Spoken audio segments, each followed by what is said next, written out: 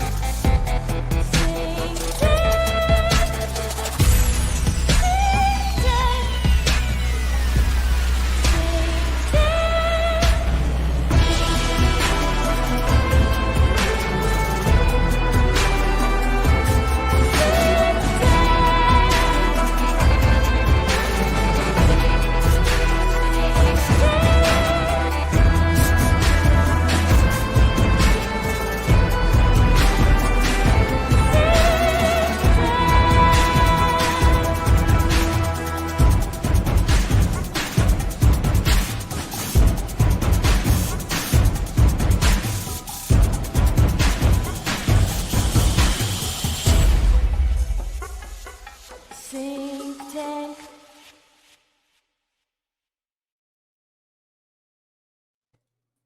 Okay, all right, so we're going to start using this pod probe software real quick. Okay, everybody, did you know that the first declared U.S. presidential candidate to be assassinated was Joseph Smith? Yeah, in 1844, Joseph Smith ran for the presidency of the United States on a platform of compensated abolition of slavery and prison reform, and expansionist policy and stronger federal protections for religious minorities. And he was killed by a mob in Carthage, Illinois, which is funny because 4 years prior, under a city charter granted by the Illinois legislature in 1840, the states settled in Commerce, Illinois, escaping deadly and violent extermination campaigns against Mormons in Missouri.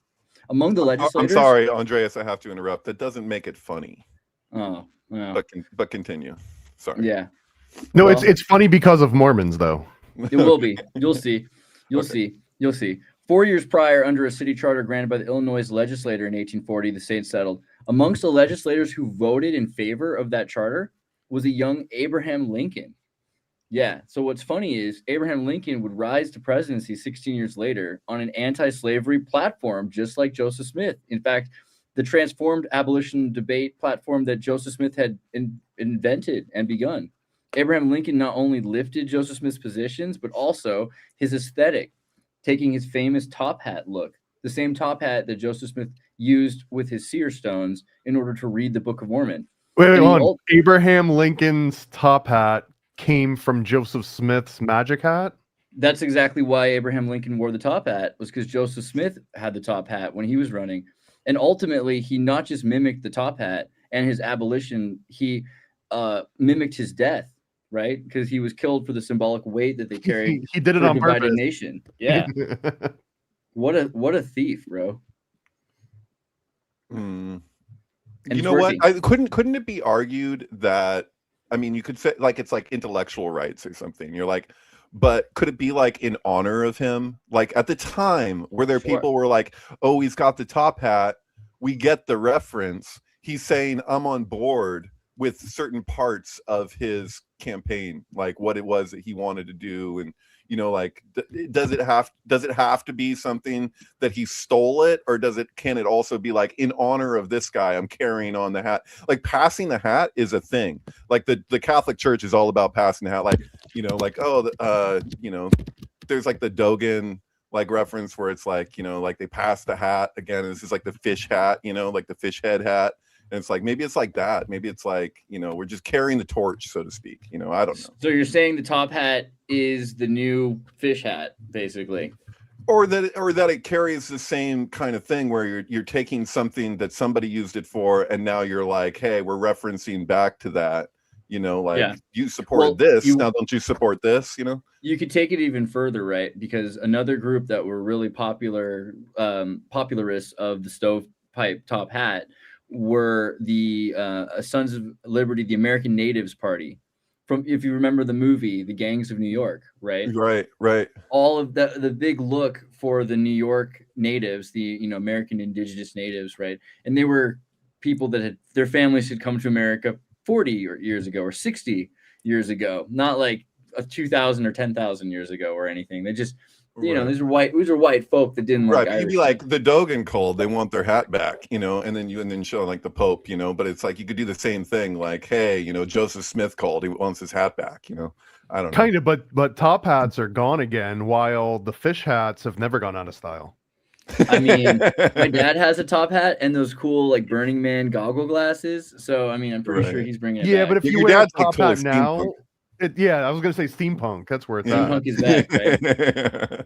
And I'm pretty sure that the Mormons use steam power in order to power their underwater submarines. Did you know that there's a steampunk festival that happens? I think they used to actually do it at where they do Burning Man, or they do it other place now. I don't really know, but it's kind of like it's more exclusive than Burning Man is, and it's not heavily advertised in the same way. So I think that they can still get less attention. You don't want to be like, hey everybody, we're doing this giant thing, so you have all the narc undercovers everywhere just being like, hey, you want to buy some ecstasy, like they'll and tell you the price and answer, so I'm gonna sell you this ecstasy, and then you're like, wait a second, narc, and then everybody's like, narc. Is that like, I don't know, like that doesn't happen at the steampunk festival.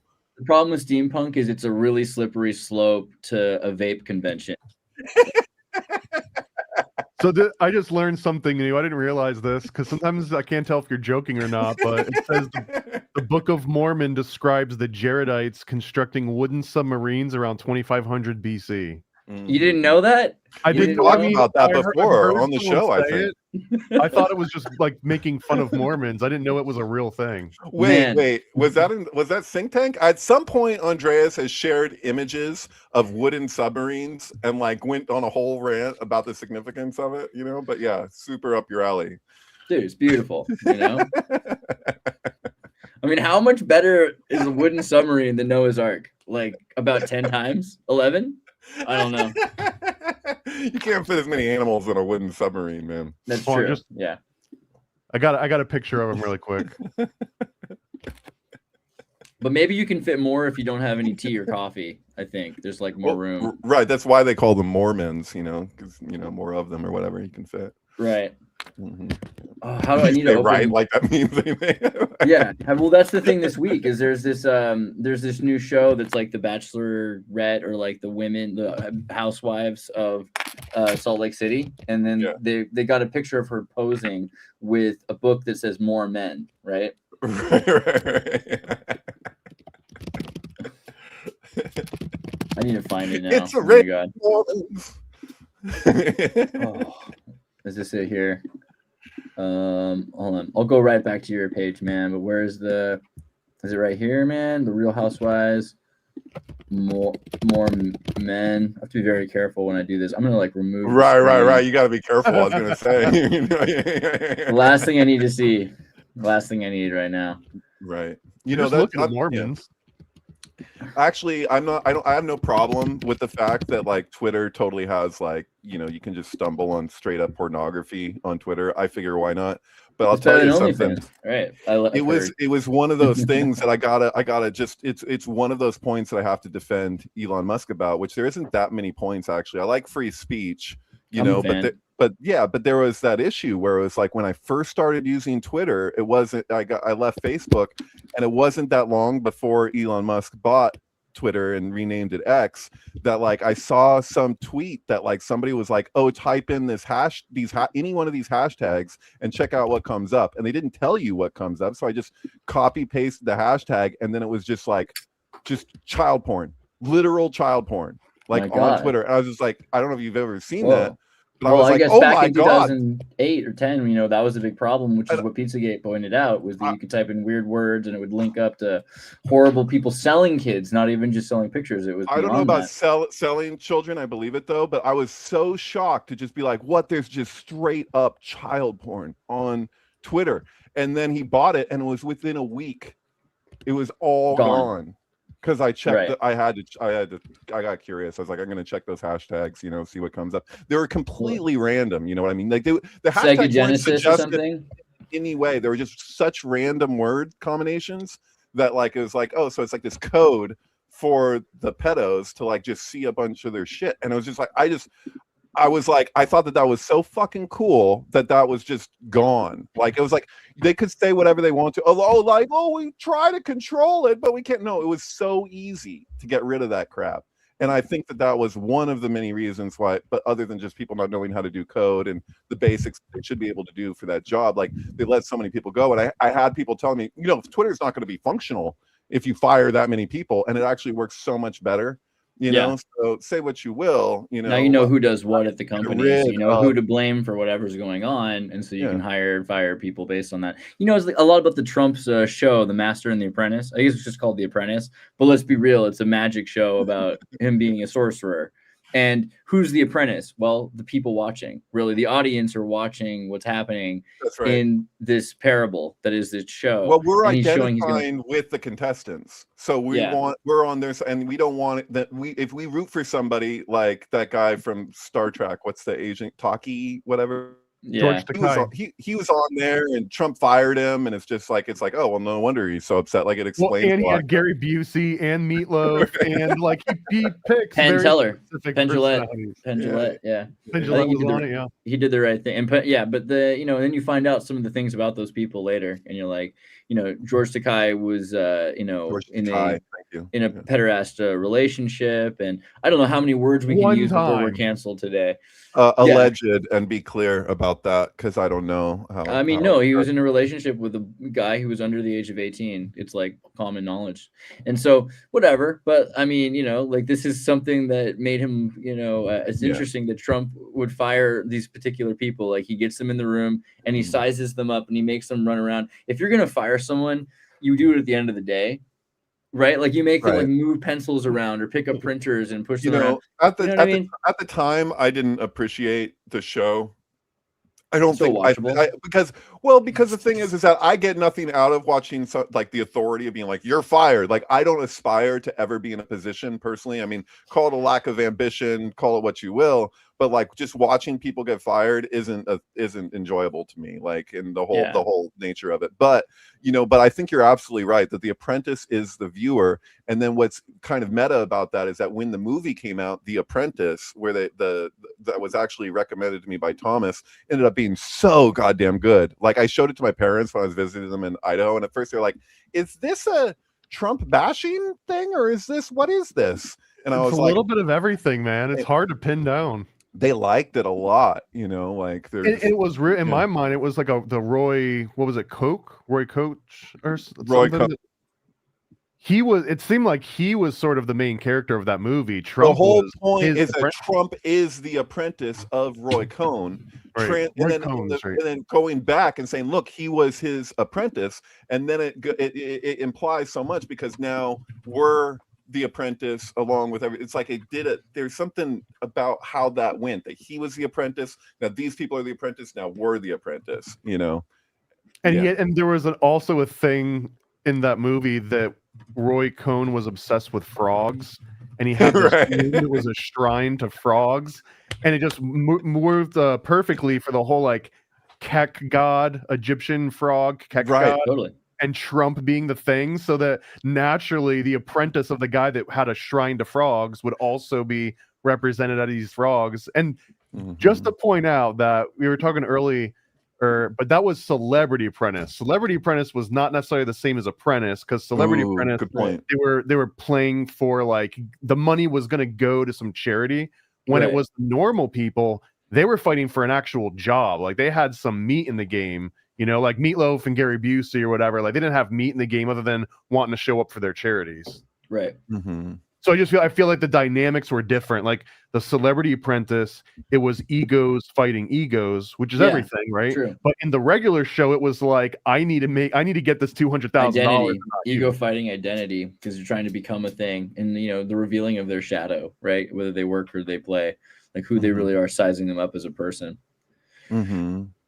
How you doing, Chris? Yeah, good. Exactly. What have you been up to? Just music, AI stuff, trying to automate my job more than it already is, which would be nice.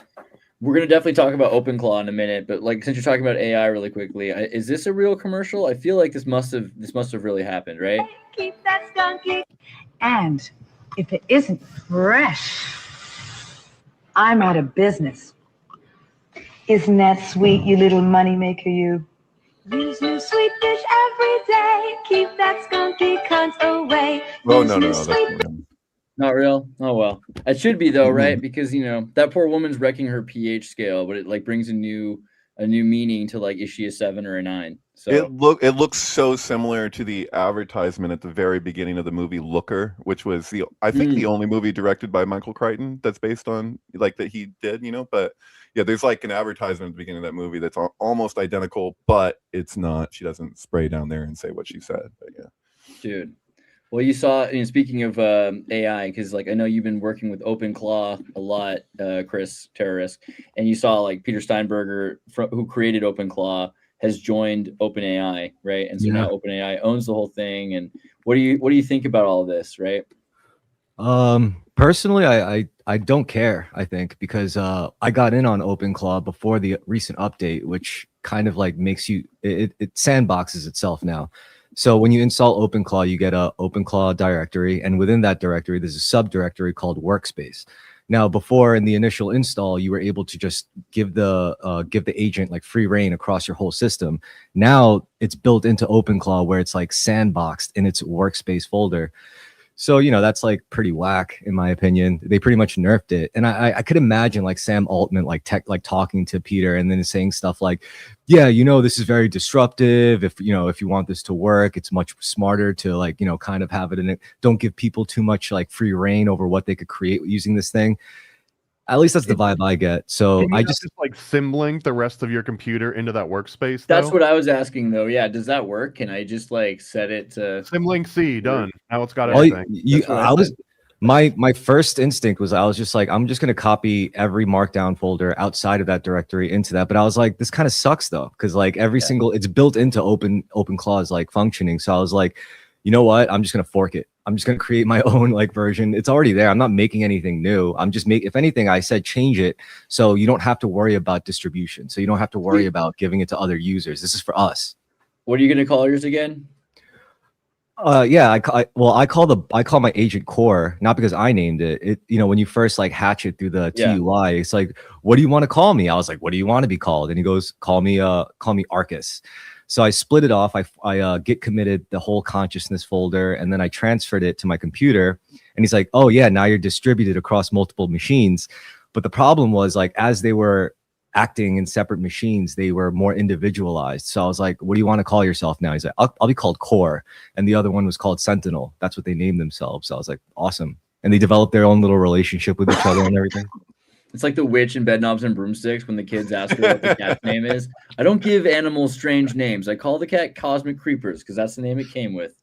Right. Or Logan's Run, the guy in Logan's Run who's got all the cats, and he's just like explaining how cats have he's like, we have this, cats have multiple names. They have the name that we give it, but they also have their own name, and you'll never know that name being a human, like that's from T.S. Eliot, right? He randomly, that actor came on talking and ad-libbing for that scene. That's not even in the script for Logan's Run. It's not from the book. But really? It's from T.S. Eliot's Old Possum's Book of Practical Cats.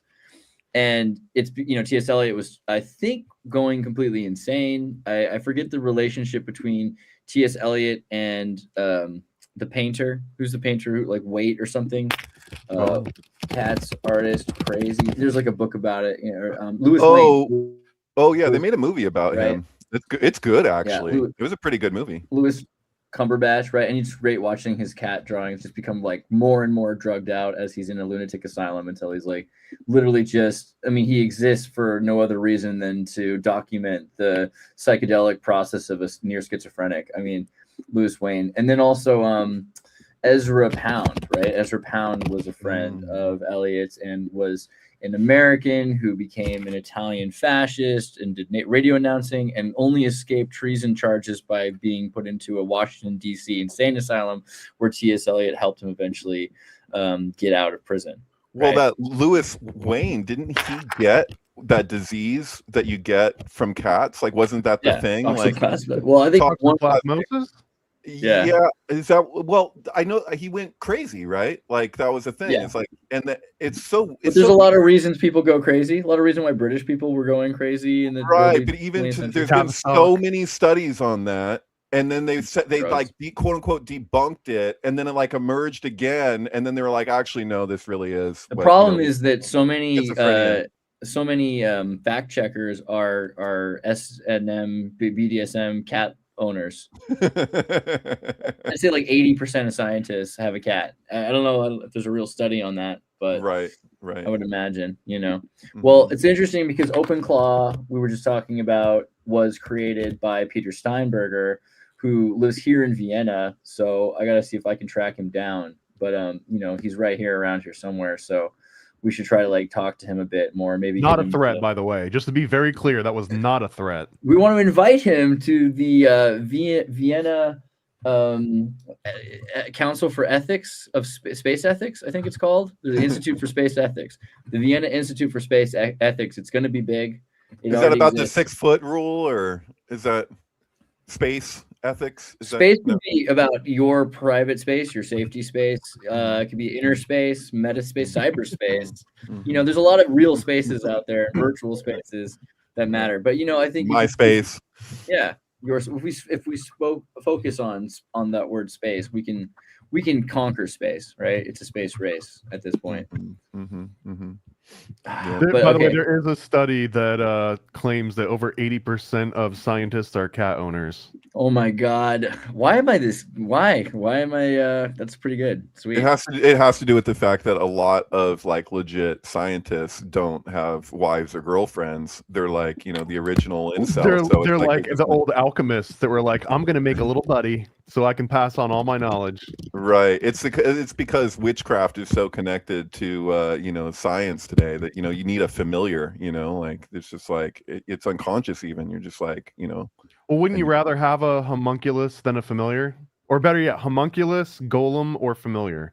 Well, it depends, because it's like the idea of the familiar, the superstition around the familiar is that they can literally like transform. You know what I mean? Like, so do they stay a cat? You know, like, do you have a relationship with it that other people don't see? You know, like where furries really started. They were like familiars that turned into people, and then like you develop a relationship, and it turns back into a cat. A familiar could be anything. A familiar could be a crow.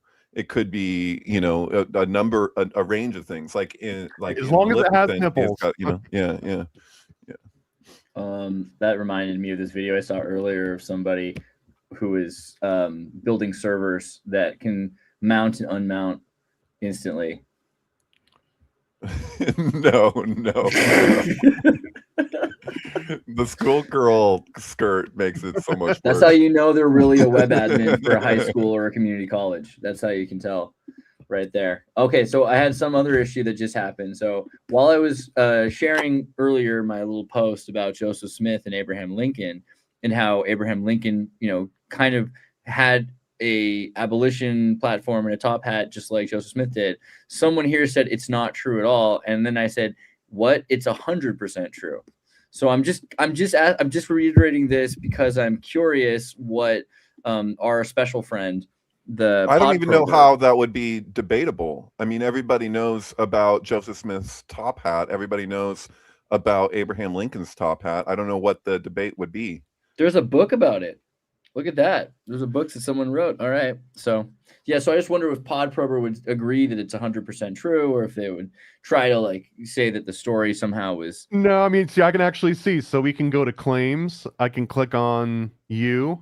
Right. And we can see all the different claims that you've said. And I can even sort them by the biggest lies. So, for example, it says that you were lying about Abraham wearing the top hat because of Joseph Smith. There's no historical evidence. And there's five. They're saying that Abraham Lincoln wearing a top hat and Joseph Smith wearing a top hat are unrelated, not saying that he's not wearing a top hat. That's what they're saying, right? Correct. They're the unrelated. And then we can see, like, what did you say? Well, he was killed by a mob in Carthage. That he ran for president. Wait. What about the false thing about Abraham Lincoln would rise to presidency 16 years later? Both Is it models 12 to unanimously 14 years? agree the timeline is inaccurate, citing Lincoln's election in 1860 occurring 12 to 14 years, not 16.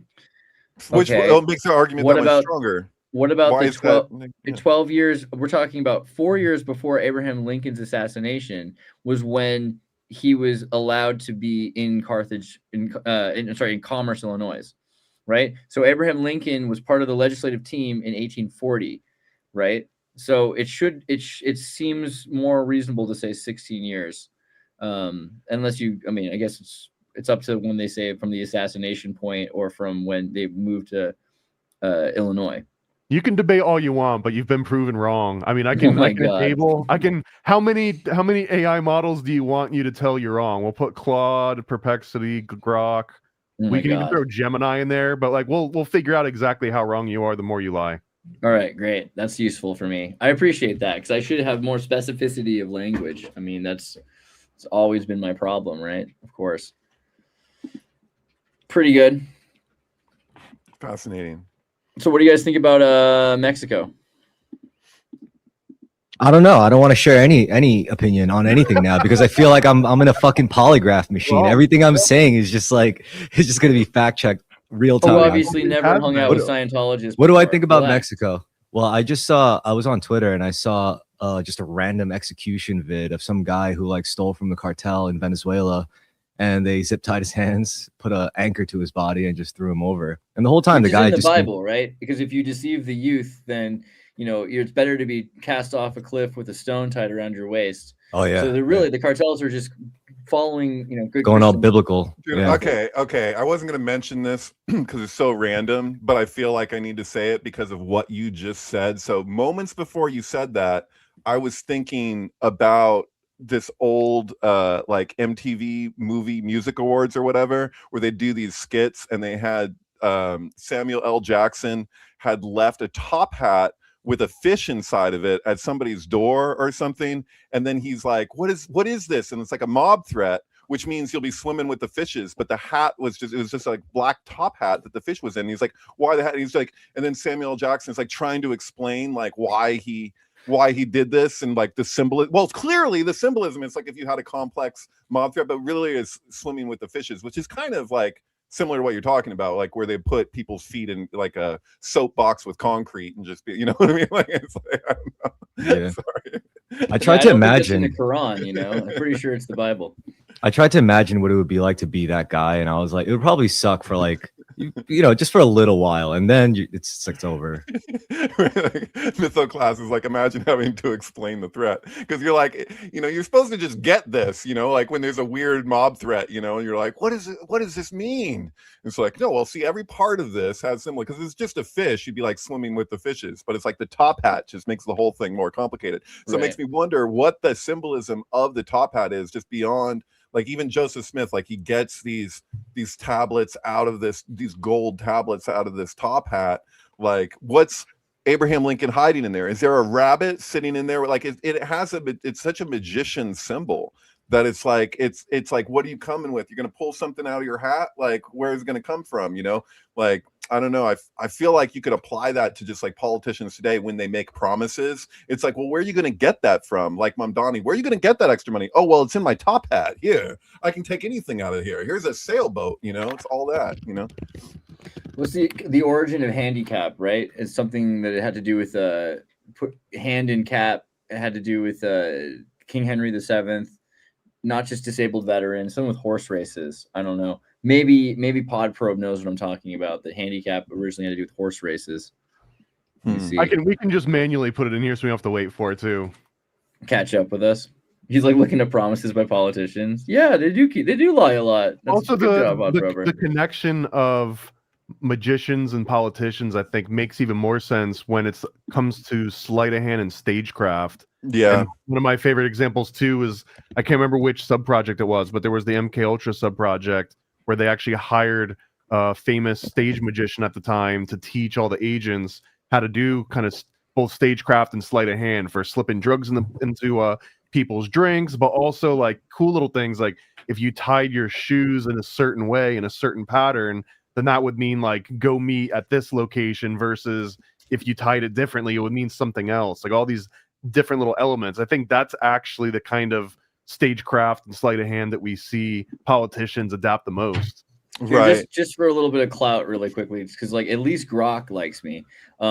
This person says, you know, they're skeptical of the claims, right? And Grok, is the original post in the thread accurate? Were these platforms of Joseph Smith's presidential campaign? Yes, the original post is largely accurate. Joseph Smith ran for president in 1844, and his platform included compensated emancipation to abolish slavery using public land sales, prison reforms reducing inhumane penitentiaries, and stronger federal protection for religious minorities, as detailed in his pamphlet, General Smith's Views. He was killed by a mob in June 1844, making him the first assassinated U.S. presidential candidate. Right? If you prefer Grok, we can just turn Grok on, and we can even tell it to agree with you constantly. That's okay. That's all right. Don't tell it to agree with you. I'm so impressed by Grok as of yesterday, more than I've ever been, because I you probably saw this, Andreas, but like I just like, and maybe you too, Thomas. I have my thesis of the things that I've taken out that I consider of greater value than most of the things that I've uncovered in 10 years of Kabbalah study with my rabbi. And so like I just like typed in like some main points that I'd extrapolated, and it's synthesizing Euro Kabbalah with traditional Kabbalah. So like I'm like taking something from the Sefer Yetzirah, and then I'm looking at what happens when you apply this with the pathways using the OTO system, like combining the two, and it like does this whole complex thing. And I've talked about it before with the value of Nativot being 868, and how that's the same gematria if you add up the 12 diagonal pathways of the Kabbalistic tree plus the Gimel, and just explaining why it's the esoteric ultimate meaning of the Masonic G, that it relates to the pathway between Tiferet and Keter, and how that's a vertical line, but in order for the lightning flash to work, we have to pretend like it's a diagonal in order to get that 777 lightning flash. And so I'm asking it about it, and it explains like at first it was like, oh, this seems like an individual interpretation, like this one part of it. And I was actually like, well, this comes from Ramak. And so not only was it able, like I didn't even say where in Ramak's work does this show up, and it knew that Ramak is Cordovero, and it knew that this is from Pardes Ramonim, which is the Garden of Pomegranates. And it knew all this stuff, and then it combined it, and I was like, oh my God, like, I mean, I was already kind of doing that, but it gave all the particulars, and I was just like, wow, Grok is amazing, because in this case, you could say, oh, it just wants to agree with you, but it can't do that when it's going into such specifics to back it up. Like, this is the source that you didn't even specify. Like, it knows that in its data set. It's just like, my mind was kind of blown. So, you know, I'm usually not so into I haven't historically been that into using AI in that way.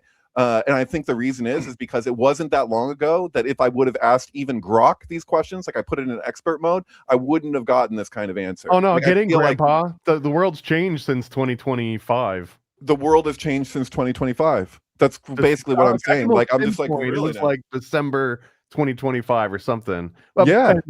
Andreas, you were right. Handicap means cap in hand, and it was legalized begging.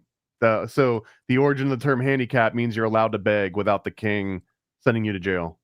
There we go. All right. But maybe it's a symbol then too, connecting, like you're like, hey, I'm one of you.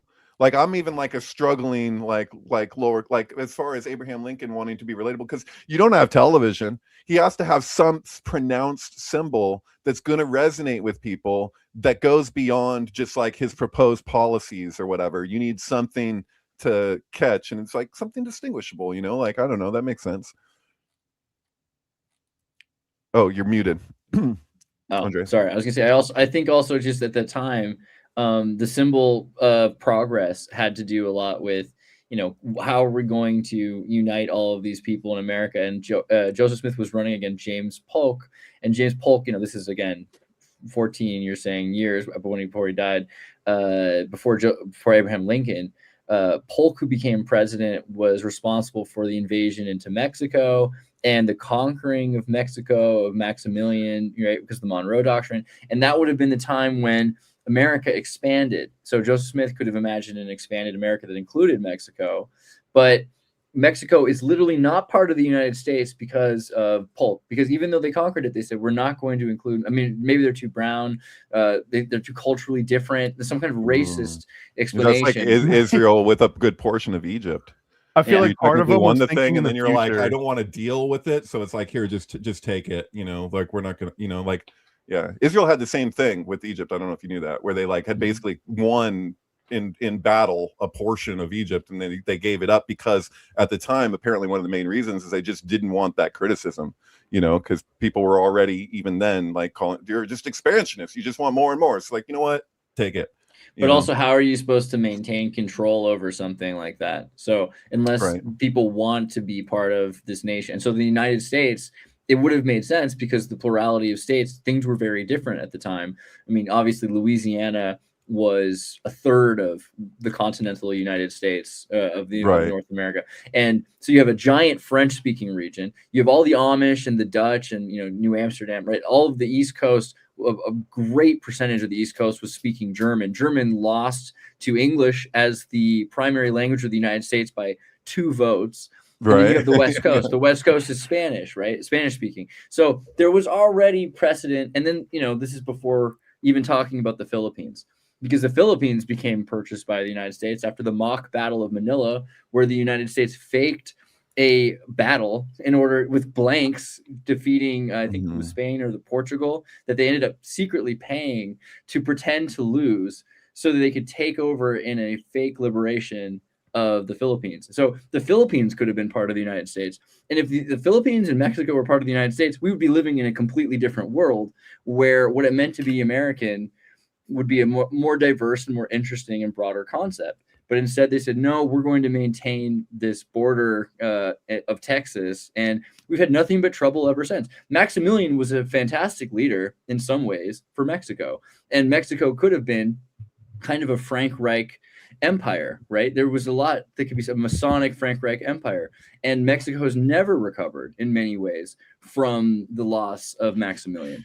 There's a lot of people out there that have this feeling that because the whole globe has been charted in the way that it has, that like the days of anybody expanding in any way, taking over somebody else's territory is like unacceptable. They're like, we've evolved past that, But that's not what it would have meant. See, because we remember Abraham Lincoln as this dictator, oppressive federalist, a fascist in many ways, who illegally took over, in some cases arresting people for voting against him, saying they were polluting ballot boxes. Before Abraham Lincoln, we would say America, the United States are, plural. There are the United States. Oh, I see where you're going, yeah. After Abraham Lincoln, it's the United States is a singularity, a federalist government. And so before you could say like Louisiana, the French, the Mexicans, the Spaniards, the German, like America was anybody who wanted to be an American and part of the American experiment. So Mexico could have easily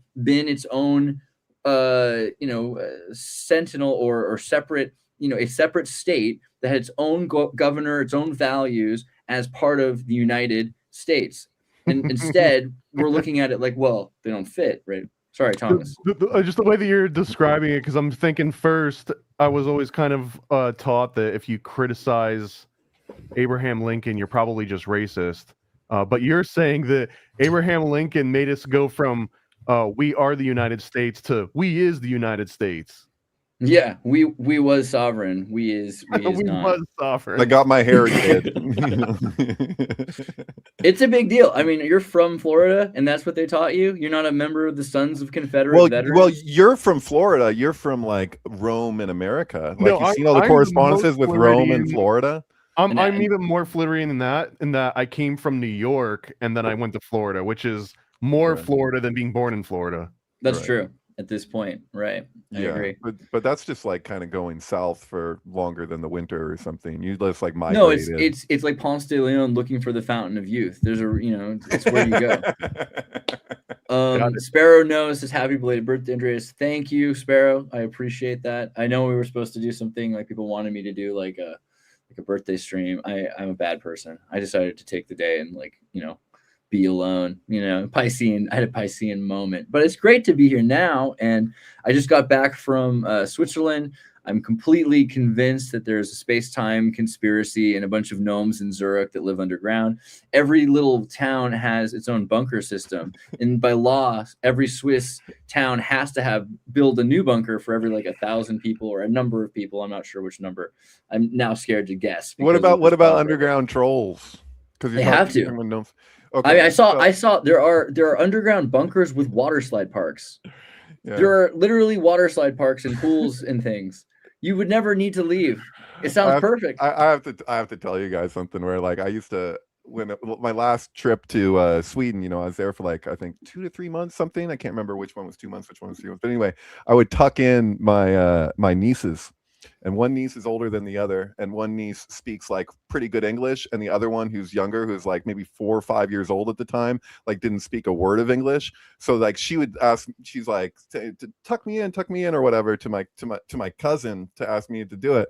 And I go in there and I'm tucking them in, and I'm like, they're like, tell us a story or whatever. And I'm like, okay, well, you know, I bring up the trolls, and I'm like, you know, Sweden used to have a lot of trolls, you know, and then the one in the top bunk is explaining to the smaller one what I'm saying as I'm going along. I'm like, but don't worry, they've all gone underground. They haven't come up in a really long time, and they're probably not going to come up. But you know, the trolls are really scary, you know, but they've been down there for so long, there's nothing to worry about. You can sleep fine. They're probably not going to come up. And then the smaller one is just like, when she's getting the translation, she's just like, her eyes are getting all wide and she's like laughing, but also looking at her eyes. It's like, I was like, man, you know, I'm probably not going to ever have kids. I haven't had kids, so this is the closest thing that I get. I'm like, it's probably good that I don't have kids, because I'd be doing that kind of thing to them all the time, you know. I think that's completely reasonable to inform children about the realities of potential troll invasions in Scandinavia. Where are you at on Santa? Santa Claus is frozen under ice. Didn't you watch the Finnish movie Rare Exports, where they also have a lot of bunkers, right? Well, yeah, that would be the equivalent if I brought up Krampus to them or something, you know. You know, in Austria, Austria has Krampus as a major thing. You're just like, Uncle David, why are you in blackface? Well, you see, there's this winter celebration. What's that called? The blackface character that they do in Germany. What is Schwarzpite. Schwarzpite. It's a German and Dutch celebration of a black-faced, character, Black Pete, right? Oh, Black Pete, thank you. And you know who Tracy Twyman's video, Minnie's Mouse or Minnie's Moose or whatever, that goes into Black Pete better than most things do. But yeah, there you go. This is a beautiful cultural tradition that goes back many centuries. It's it's bigots hate it nowadays. These woke liberal fascists have become completely against culture. These iconoclasts that want to remove Schwarzpite from our culture. Wasn't this was it Trudeau or something that had the controversy around that? Wasn't he just doing that was him dressed up as Aladdin, I believe. Oh, too bad, because I would actually be kind of defending it if it was just Black Pete. You know, I'd be like, okay, you know, hey. Yeah, because Aladdin might have been black, but we can't be sure. You know. Well, actually, Aladdin, I believe, was Chinese. If you look at the original story it was based on, that was essentially China. Could make sense. The Nights, Arabian Nights. Correct. That was extrapolate. That actually makes a lot of sense anthropologically. Yeah. Because China. The deal with 1001 Nights is that it was a woman who was forced to marry a sultan, so she could have been from anywhere, right? And she would have had these stories that she had to come up with in order to keep the king from killing her. Oh, that's interesting. Because just like in the old world, they would, and still to this day, you're like trying to connect empires. It's like Marie Antoinette with the French or whatever. Yeah. But the trolls are a serious. Austria and France like connect through that. So is that the same kind of idea? But yeah, generally the Silk Road trading network, the Sultan would have been traded gold or items or women. And this particular Sultan, the story goes, would kill his new wife maybe after the wedding night and get a new wife again. And eventually he got to a woman who said, I'll tell you a story before bed. And, the story, she didn't finish it. She's like, well, we'll finish it tomorrow. And when she finished it the next day, she started a new story and didn't finish that story. And so every night he's like, damn, I really want to kill my wife, but I want to hear the rest of the story. So I guess I'll let her live one more day. And after 1001 nights, like 3 years later, he's like, Yeah, she's growing on me. There's something really interesting about, because I don't know. I remember when I was a kid, like reading the Arabian Nights, and I don't know how true they are to the original versions or whatever, but there's something in Aladdin totally about coercive control and like the nature of love. Like he can wish for anything, but in the story, he can't make the person love him. So he wants somebody to fall in love with him. It's like, I can do all these things, but I can't do that. Like that feels like if there's a moral to the whole thing at all, it's connected to coercive control. Because it's like you can coerce them in all these ways. Like this is what the wishes can allow you to be coercive, but they can't allow me to just mind control, or in this case, heart control somebody. Like this is something you actually have to, you can't fake this or whatever. I feel like it's very similar to the Midas touch. It's like a similar kind of story. How so?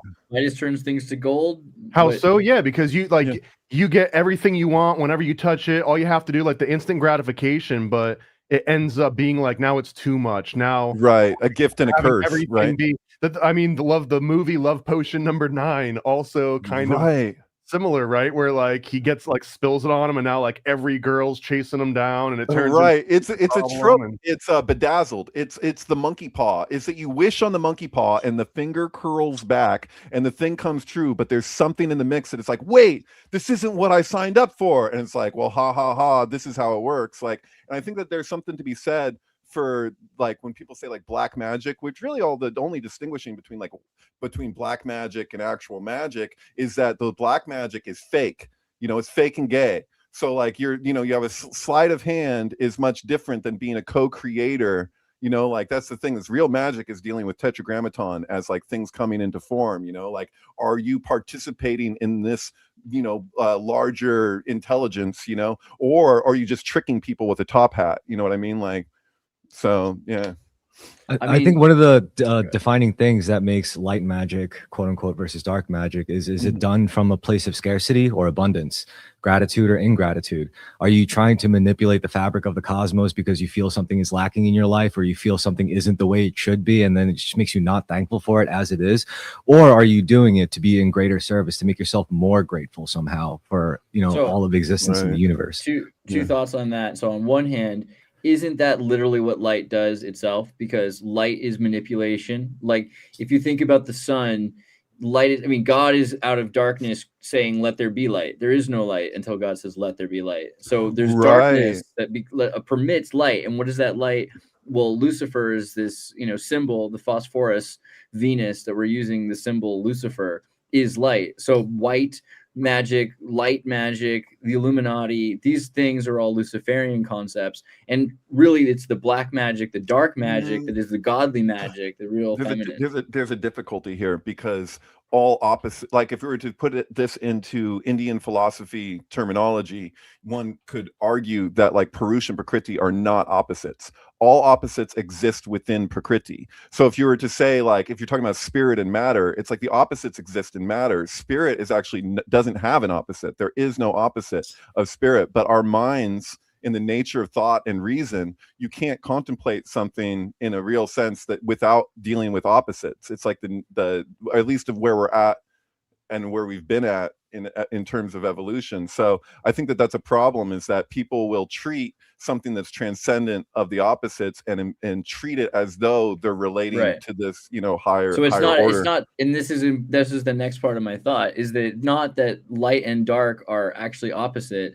It's not that Lucifer is equal with God and one is good and one is bad, like a yin yang. It's actually that light and Lucifer is a creation or a organization organized out of the ether by the Elohim.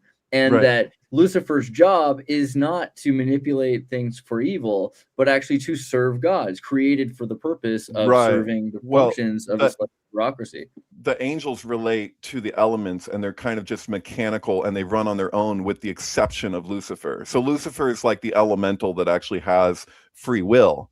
And so like the angels, they just function. They're like the mechanics of nature, like they're keeping everything running, But Lucifer, you need an adversary in the mix to create the distortion that allows things to actually even stand out in space. Everything would just be static if there wasn't some other distorting element introduced into the perfection. So like you, in Kabbalistic terms, you relate that there's a defect, but the defect can't be in Ein Sof, and the defect can't even be within the Sephiroth themselves. The defect enters in, and it's something that's alien, but there's nothing that isn't ultimately of Ein Sof. Why? Because there's two lights. So like in the beginning, there's, let there be light, and then there's the creation of the sun. So that's like the argument is that like the sun is relying upon this other primary creation. It's secondary in the process, and it's great, and it's awe-inspiring, but it's not what light is. The source of light, it's not the only, you know what I'm saying? Like light would exist without this particular sun in this particular galaxy, if that makes sense. I feel like we're overcomplicating this. It could be way simpler. Black magic uses blood and semen. That's kind of the end of it. White magic uses blood and semen. It's literally white. Yeah. I just, I mean, semen is literally I white. think someone tricked you into doing a black mass and you don't realize it. Yeah, I mean, I was in a. They were like, it's a cake of light. It can't be bad. I was in Madrid. I was in Spain along the Camino. I went to Franco's tomb. Franco, the Phalangist, some might call a fascist dictator of Spain. And at his tomb, there's a cathedral in a cave where he's buried, right?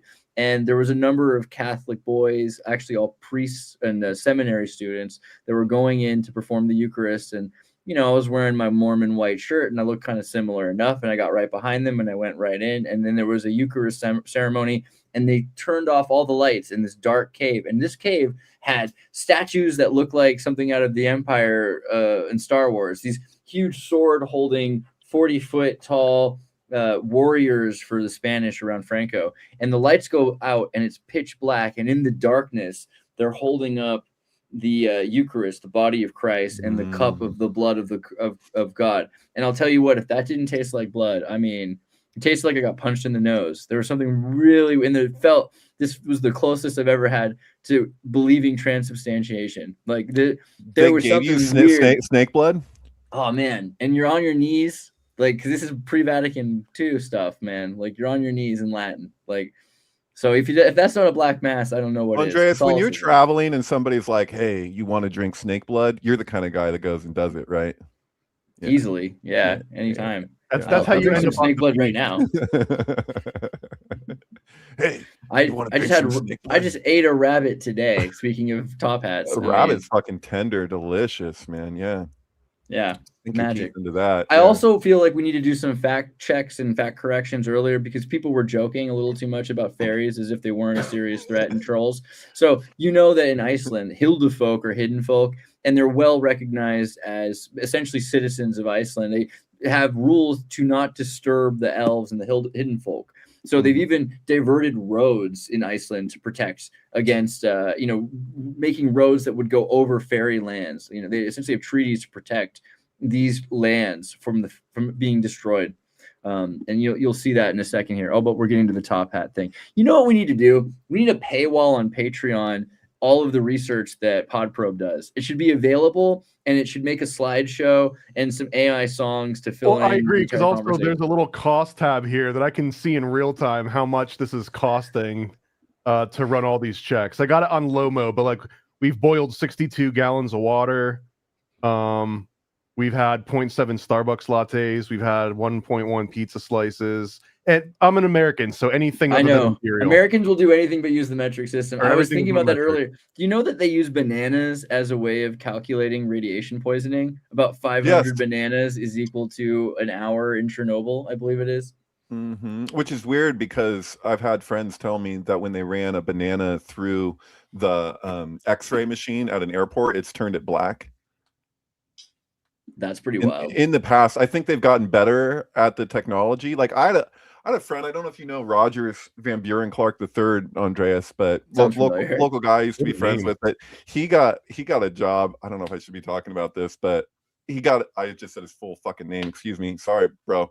But he had a job where he was like in charge of like this new security number 361. Yeah. He had a job where he had to design. He was in charge of designing like a new not X-ray machine, but some other similar technology so that they could achieve the same effect. And they kept on he'd asked for however much money he thought he might need to keep the thing going. He had like a team working under him, and he was saying that he would use an orange to experiment with. And he was like, every time we go to use this thing, the orange catches fire. So he was just like, you can't have people running something through the machine and then have it catch fire. So like, we need to figure, like, you know, and is it safe for an organism, you know? And he's like, oh my God, dude, this thing is driving me nuts. Every time I try to put something through it, it's exploding or catching fire or whatever. And he was like, so they say, oh, you need more money. He's like, how much money do I need? He's like, I just said, I think I need $15,000 just randomly. And they're like, okay, here you go. And he's like, could I have asked for, you know, 100,000? Like, where's the limit? They're not telling him. So he just has to guess. Yeah. Totally nuts. It's important stuff. I mean, you know, the orange peel fire explosion, you know, it's important to remember that you never have to use an X-ray machine at an airport. That's not something they can compel you to do. And so you say, I would actually rather opt out. Always get there, give yourself 20 extra minutes for this. But I've never used the X-ray machine. I mean, really? Never. Yeah, I never. No. And I tell them, they're like, why? I'm like, I don't want to, you know, I want to have kids someday, or like I travel a lot, so I don't want to be going through these like multiple times a week. I'd rather just do the pat down. I'll take a pat down in public. I don't have any sensitive areas. Yes, you can perform the pat down right here. I'm wearing a bathing suit and a Hawaiian shirt. It's going to be easy. You can touch my nuts if you have to. Yeah. They like that. Those patterns. Some of them, and they're usually cool people. I'm always like, hey, you know what? People give TSAs a bad rap, but like I've always had a good TSA. There's been like a few times where you have that lady who has like 6-inch fingernails that are glued on, and she's like, you know, she's like 600 pounds, and you know, she smells worse than I do after like flying for 4 days without a shower. But very seldom. Most of the time, it's great. Like right after the Texas graphene documentary, the strike was going on. I waited 2 days for them to finish the strike, and the day the strike finished is when I was flying through. It was about 4 minutes. It was faster than before September 11th. I just went through. It was amazing. They didn't care. Okay. No shoe chick. I'm gonna share something carefully here that I probably shouldn't be talking about at all. But quite a while ago, I was going on an international flight, and the alarm went off because of just electronics. I had like I forgot about something that was in my bag, like a external hard drive or something, you know? And so, but I did have something in an Altoids container that I didn't necessarily want it could be incriminating. And it wasn't anything that could harm anybody. Totally good thing. But, you know, ultimately, but the guy who was patting it down, he's looking for things like bombs. He's looking for things that are an actual threat. And I could see when he opened the container, he looked up at me and he knew what he saw. I know what he saw, you know, because he could see that there was it was a dildo, wasn't it? There's a discoloration in the Altoids. And he looked at me for a second, and my heart was just like, I was like, oh my God, dude. And he was just like, I could see him close it. This isn't what I'm here for. Like, his job is to make sure that everybody's going to be safe. Everything's going to be okay. He's like, do I want to ruin this person's life? And I was just like, and I couldn't say anything like, thank you. You know, I couldn't speak to it. So I just had to stand there and just be like, okay, this guy, if he was like in a bad mood that day or wanted something out for you, like he could have just destroyed me. What cops have is like discretionary, what do they call discretionary enforcement or something. So like, yeah, if you're having a bad day, you're allowed to like ruin your life. My friend who was there just sent me a laugh react like she's watching the show, and like, enough well said. I like to bring my rainbow glasses and give them to everyone at the TSA, because I think that they deserve them more than anybody, because they should know what's going on. Someone just said they make you wait way longer than 20 minutes, and I would say not if you're loud. You know, I talk pretty loudly. I'm like, yeah, I would like an opt-out. I'm an opt-out. I'm a male opt-out. Just let them know there's a male opt-out. I'm not doing the X-ray shit. And they say, oh, stand over there. And I stand really close to the machine, like a little bit back from it, right in front of the line. And people keep getting behind me. I'm like, oh, yeah, no, I'm not doing the X-ray machine. I refuse to do that. You go ahead. No, you don't have to. But, yeah, if you want, just go ahead of me. You can opt out, too, if you want. I'm not telling you what to do. It almost seems like jury nullification in a way. Like, hey, guys, did you know that you don't have to? You know what? I want to say, like, let's get rid of this guy before he makes Andreas, that speaks to something about you that's really commendable, because you know that phenomenon where it's like you can look at, like, there'll be like a field of people at a concert or something and everyone's just standing or not, you know, moving, and then one crazy guy just goes like he's just gonna get down and dance, and then you watch another person, and just within 2 minutes you just got a crowd of people dancing because that one person wanted to do that. That's kind of the equivalent of that. Like, you're kind of like one of those guys that's like doesn't care about what everyone else is doing, which is kind of like how this podcast even came to be in the first place, along with other podcasts. That's also how the George Floyd riots started too. Just you have to just be like, all right, like, how are we going to make this work? Because that's orchestrated by higher like, I powers. understand the problems. How are we going to make this work? Just continually bring it back to like, let's figure out how to make this work. If you just keep trying to put them on the path. Well, no, actually, I want to speak to that, Thomas, because that's a really interesting point, is the distinction between something that's organized from on high and the way that people will treat some of those things, oftentimes like it's completely organic when it's anything but. So like right now, apparently, I don't know the complete validity of this, but that guy, Cam Higbee, like he's releasing apparently like documentation showing that Gavin Newsom and company like had, what was it, like $100 million or something that coming from taxpayers to pay for protests. So like, whether I agree or disagree with the basis of the protest, I am 100% against taxpayer money going towards a protest at all, like a penny. Oh yeah, like, sure. I don't want to see a penny of taxpayer money going there. You're like $100 million, and that's just for starters. That's just what's provable right now. Like, where that's going, like, oh my God, that feels like it's potentially so explosive. But we're so conditioned that to think that somehow, or a lot of us are conditioned to think that there's just going to be no repercussions for any of these people doing this kind of stuff. I would still say, like, against taxpayer money going to pay for protest against the state, where the state is funding the protest against itself. Well, how can it be anti-establishment when the establishment is paying for the goddamn protest? But I think it's still, not to get like all mincy with words here, but I think it's still organic. It's still organic in the way that subsidized cornfields, ignore Monsanto for a split second, but subsidized cornfields that don't need to exist could still be organic, even though they shouldn't really be there, and they only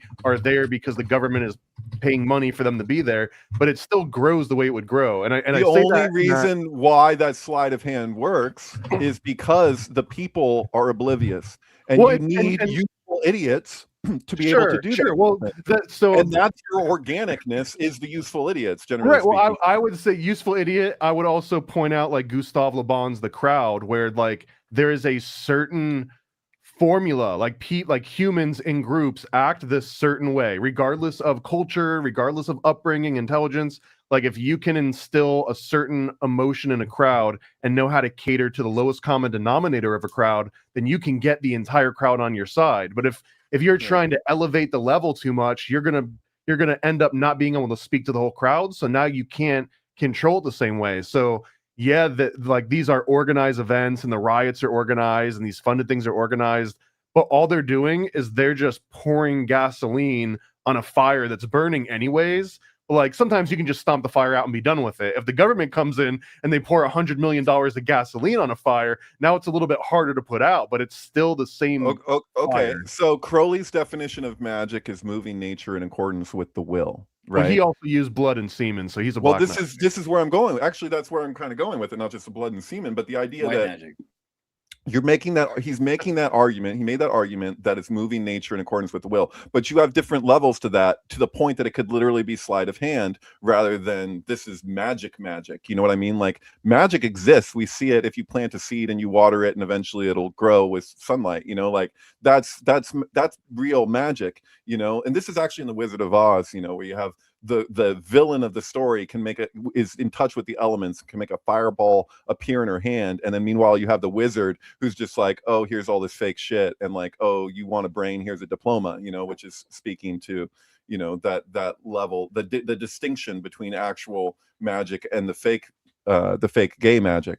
And so yeah, I don't know, I feel like there's something to be said for when you're getting people to participate in a protest that's organized in kind of like this, like, as you say, you're just pouring gasoline on the fire. These people are already prone to go in this direction, so you're literally influencing nature in accordance with your will, but at the same time, are you really influencing nature, or are you influencing people's paradigm illusion that they exist within, and just I think it's potato tomato, and it's the same thing that you can have someone throwing an accelerant on in the terms of money, right? Money is the gasoline on the fire, but then you could also have someone that's incredibly gifted with rhetoric, that knows how to rile a crowd up, that knows how to use like all of the logical fallacies, but to an advantage, right? It's not like a crowd's going to be like, wait a minute, that was ad hominem, I'm out of here. Like you can sense, the same way a DJ should be able to sense the feel of a room and know what song to put on next. Someone at one of these political rallies or protests that's doing rhetoric, they also probably know like what they can say to rile it up a little bit more and a little bit more, and like get that amplified. And I almost feel like the right person with the right rhetorical skills is probably worth at least a couple $1 million out of that $100 million budget of organized riots. Right. Hey, by the way, somebody in the comments was saying, didn't he die broke? I think that they're referring to Crowley, because you're talking about blood and semen or whatever. Yeah, Crowley went through his inheritance really quickly, largely because he was all self-publishing, and he would pay to have his books printed, self-published. It cost a lot of money. He went through that with that and other things. Later in his life, towards the end of his life, he was drinking so much goddamn cognac and smoking so many fancy cigars, and he heroin. had like and heroin, and he had all these sugar mamas that were just like basically sponsoring his cognac and his cigar and his heroin. Like it's kind of crazy, but yeah, he a lot of his money just came from the like go through inheritance, living the dream. Living the dream. That's what Manly Palmer Hall did, just a little bit less alcohol and heroin, I think. A little, yeah. I don't know. Also, just really quickly, someone said, do you opt out of the face scan? The airport makes you face scan. They don't really make you, though. They just push you through. So if you just say, yeah, I like to opt out of the face scan as well, you can. I mean, I'm not like, I do it. I don't care, though, because I scan my own face at home. Well, you're only opting out of that one camera at that one moment, and not all of the other cameras that have already got your face in the airport. We need face scans at the election booth. That's my thing. If you got to go down there, screw the paper ballots. You get a face scan. We do this right. I mean, the real question is like, which one of you crazies doesn't use the infrared camera sensor urinals because they don't want them to scan your genitals? You know? Yeah, you said that. Really, yeah. That's gotta be. I mean, I feel like I'm pretty reckless when I fly, because I like the first thing I do is I just go into the bathroom and take the biggest rip off of a cart and get super stoned. Then I go into a Chili's and I just get a shitload of overpriced cocktails, and then I just pass out for the rest of the journey. I totally thought you were saying you go to the bathroom to take the biggest shit and then you. Yeah. Oh no. Well, I do that too. But like I'll do that too. But I'll be sitting there like just like getting as stoned as I possibly can in like 30 seconds. Chili's has to come first. Oh yeah, that's true. Yeah, the Chili's for the rep, dude. Yeah, for like $9, $12 for a beer. Yeah, sure, why not? One of my favorite Hunter S. Thompson books is The Great Shark Hunt, where in part of that book is like he's like taking a flight and he's got all these like goofballs, and he's like, I can't just like leave him. He's got all these drugs, and he like sticks them in between the tongue and the laces of his Converse. And like he's like in line waiting, going through security, and he realizes that he's got a line of crushed goofballs just going all the way back behind him, and then he's just like turns all paranoid because his name goes on the loudspeaker because it's some other thing that's like unrelated, and he thinks he's like, I don't know, I couldn't do it justice, but there's a chapter in there where he's just going through security, and it describes him going to the bathroom and just like sweating bullets because they're like, it's a joke that you don't want, you're afraid that you're gonna have to like leave all these drugs behind where you're at. You know, you have to either take them now and be high as fuck on the plane, or like sneak them on. Yeah, it's totally. Yeah. We've officially passed 500 topics mentioned, just FYI. But yeah, I gotta. If you guys were working like TSA, would you mess with people who are like obviously like rocked? 100%. Like repeat.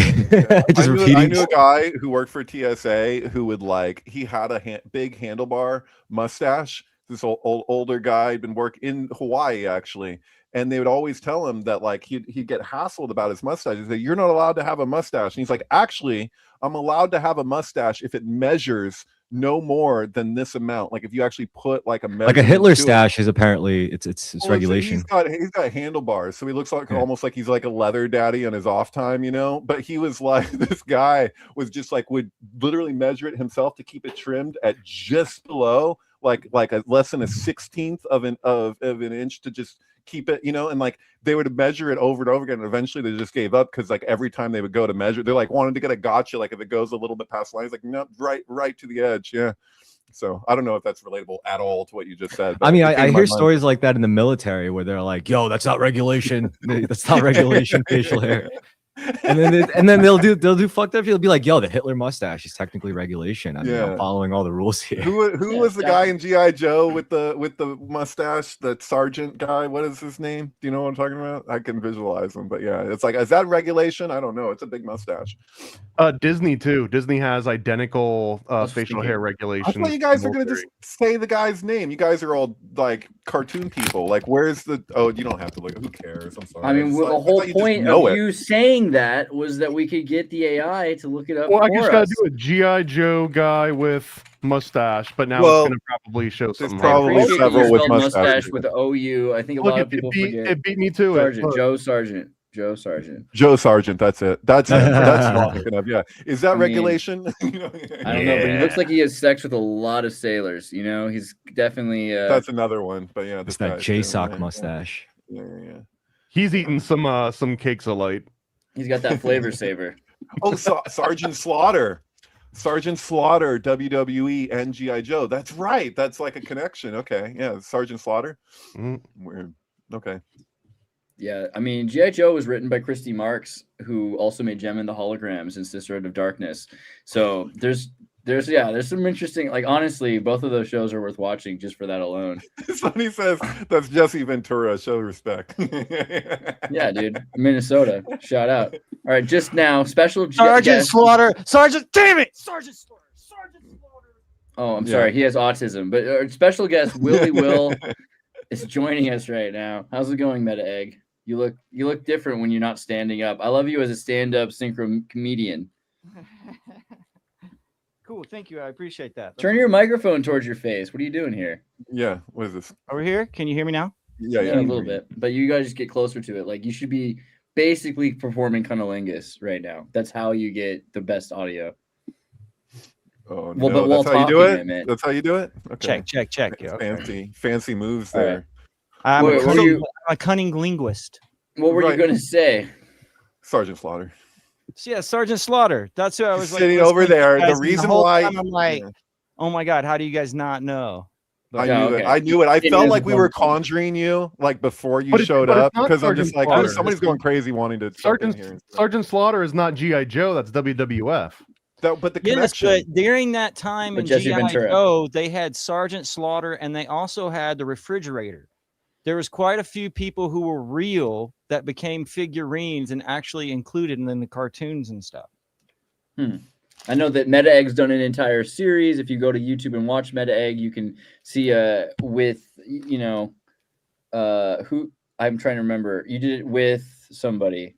Frank Zero, right? Didn't you and Frank Zero do it? Oh, yeah, with Frank Zero with the Saturday morning cartoon, Saturday morning Vision Quest is actually an idea. You know what? Frank Zero is kind of a genius. Can I just say that?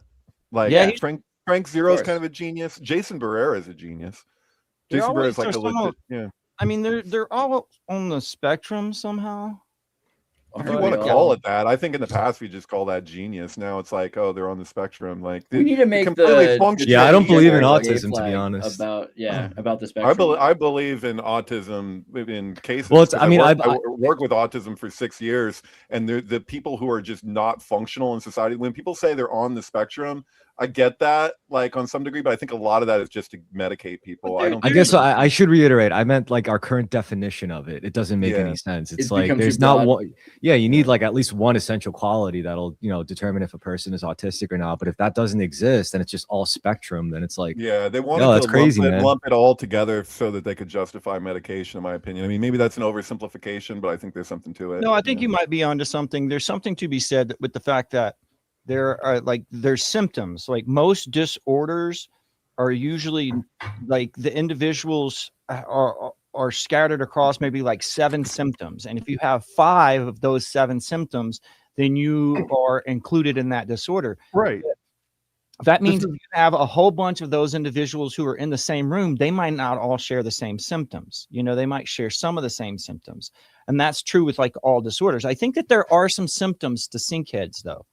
Well, we're talking about the DSM essentially, right? And the DSM, all it does is it lists, and it changes like every 6 years. It changes. It lists arbitrary number of symptoms that enough people. And if you look at certain panels right within the DSM, for example, the sleep therapy panel or like the sleep related panel, 100% of them in that board are all in big pharma. There's no one that's not taking money. So the entire DSM is just a way to be like, hey, if you check X number of boxes in any of these categories, that means we know what drug to prescribe you. Right.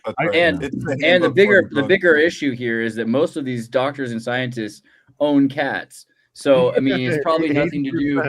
Probably has nothing to do with autism and everything to do with cats, I think. But so the truth is, if you're like schizophrenic or bipolar, it's actually because you're psychic or magical. You're a sidekick, like what, like Robin? No, you're psychic, like psychic. Oh, psychic. Yeah, okay, like ESP. Sidekick. Okay, gotcha. You're a sidekick. I look at the DSM categories, like where people like self-diagnose, whatever.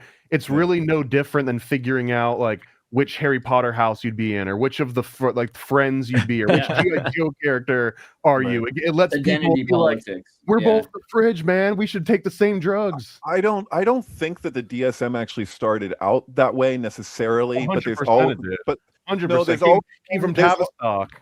There's always been perverse incentive in the mix, and it's almost like the conversation we were just having between actual magic and fake magic, because you have examples of things that are in the DSM that are very valuable. I know, because I had my ex, I was with her for her process of getting her PhD in psychology, and I read a lot of that, of 2 different stages of the DSM that happened in the time frame and when she was doing that. And I saw that at the beginning of one of the editions, it literally said if enough people exude any of the dysfunctions that are described in here, at a certain point they cease to call it a disorder, because it's become like, if it reaches a certain critical mass, then it's no longer dysfunctional, because it's just the way we are, which is such a weird statement. Because I realized, I think I said this before to you guys, but I was like, this is democracy in action. Like, I was like, how often do you actually see democracy? It's like, in terms of sanity, they've determined that if enough people exude the dysfunction, it's like by critical mass, it's not a dysfunction. But that's the whole thing, though. That's why it's this Tavistock sort of like population control, is because what the DSM and psychiatry in general is doing is saying that if you stray from whatever this standard or whatever this norm is, there's something abnormal about you. Therefore, you need to be treated with either therapy or drugs or something. And if the doctors and the authority figures are saying this, and they're saying, hey, you should be locked away because you could be a harm to yourself and others, then the rest of the population, they also kind of agree with that. But when the rest of the population is like, wait a minute, but like, I'm kind of like that guy, I don't know if I agree with that. So it's, and I want to say, this is, normally I agree, it's more nuanced when these topics come up. It's not all just MK Ultra and Tavistock. But when we talk about the DSM in particular, it 100%, you can trace it back to George Brock Chisholm, who was head of like the WHO in the 1940s, and he gave this talk about how they should use psychiatry and use classifications to basically quench dissent.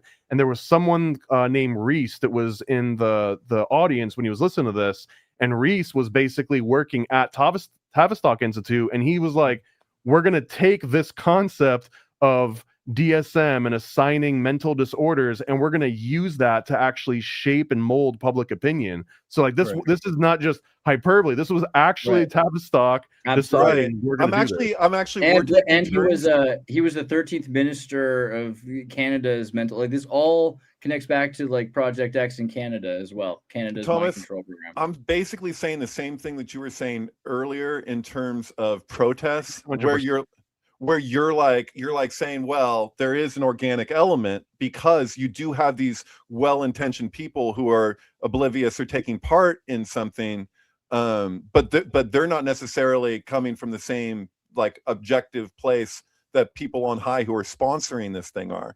So it's like you have both occurring at the same time. In other words, like, 100% that so much of the DSM is just like, how do we have a handbook so that the person can easily go and go like, oh, you have this dysfunction, oh, you need these medications. This goes back further than this, obviously, I think is the point, because Brock was already coming into, I mean, the World Health Organization had just started. So having a universal system was, you could say, Brock's idea, but there was already the zeitgeist of how do we diagnose people. And this goes back at least to the late, well, I'd say, I wanted to say the late 19th century, but really like 1917, 1915, 1917 in Vienna, after Freud. There's all of a sudden this push for psychology. And there's an incredible book, Moravagine, like more vagina, written by Blaise Cendrars. You know, this is one of the most important books. This is the antithesis to More Men.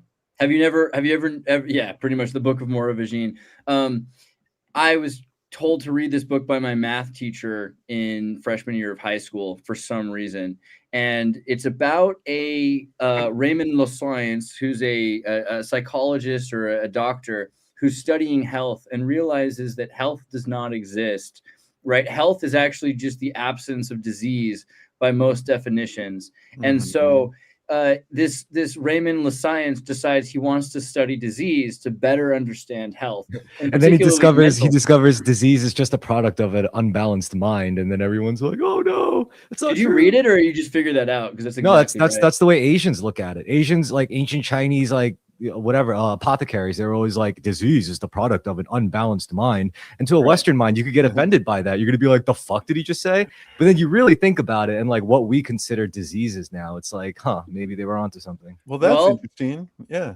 Well, so like Blaise Cendrars' book, Raymond Lascience finds an insane aristocrat. He goes to a very special elite asylum where rich people hide away their family members, psychopaths. You know, maybe you're the archduke, or you're a count, or you're a baroness, but you're into drinking blood or bathing in blood or killing and assaulting innocent peasants and women, or etc. So they hide away these nuisances in their family, and he arranges to tag and release, so to speak, a psychopathic murderer, an elite aristocrat.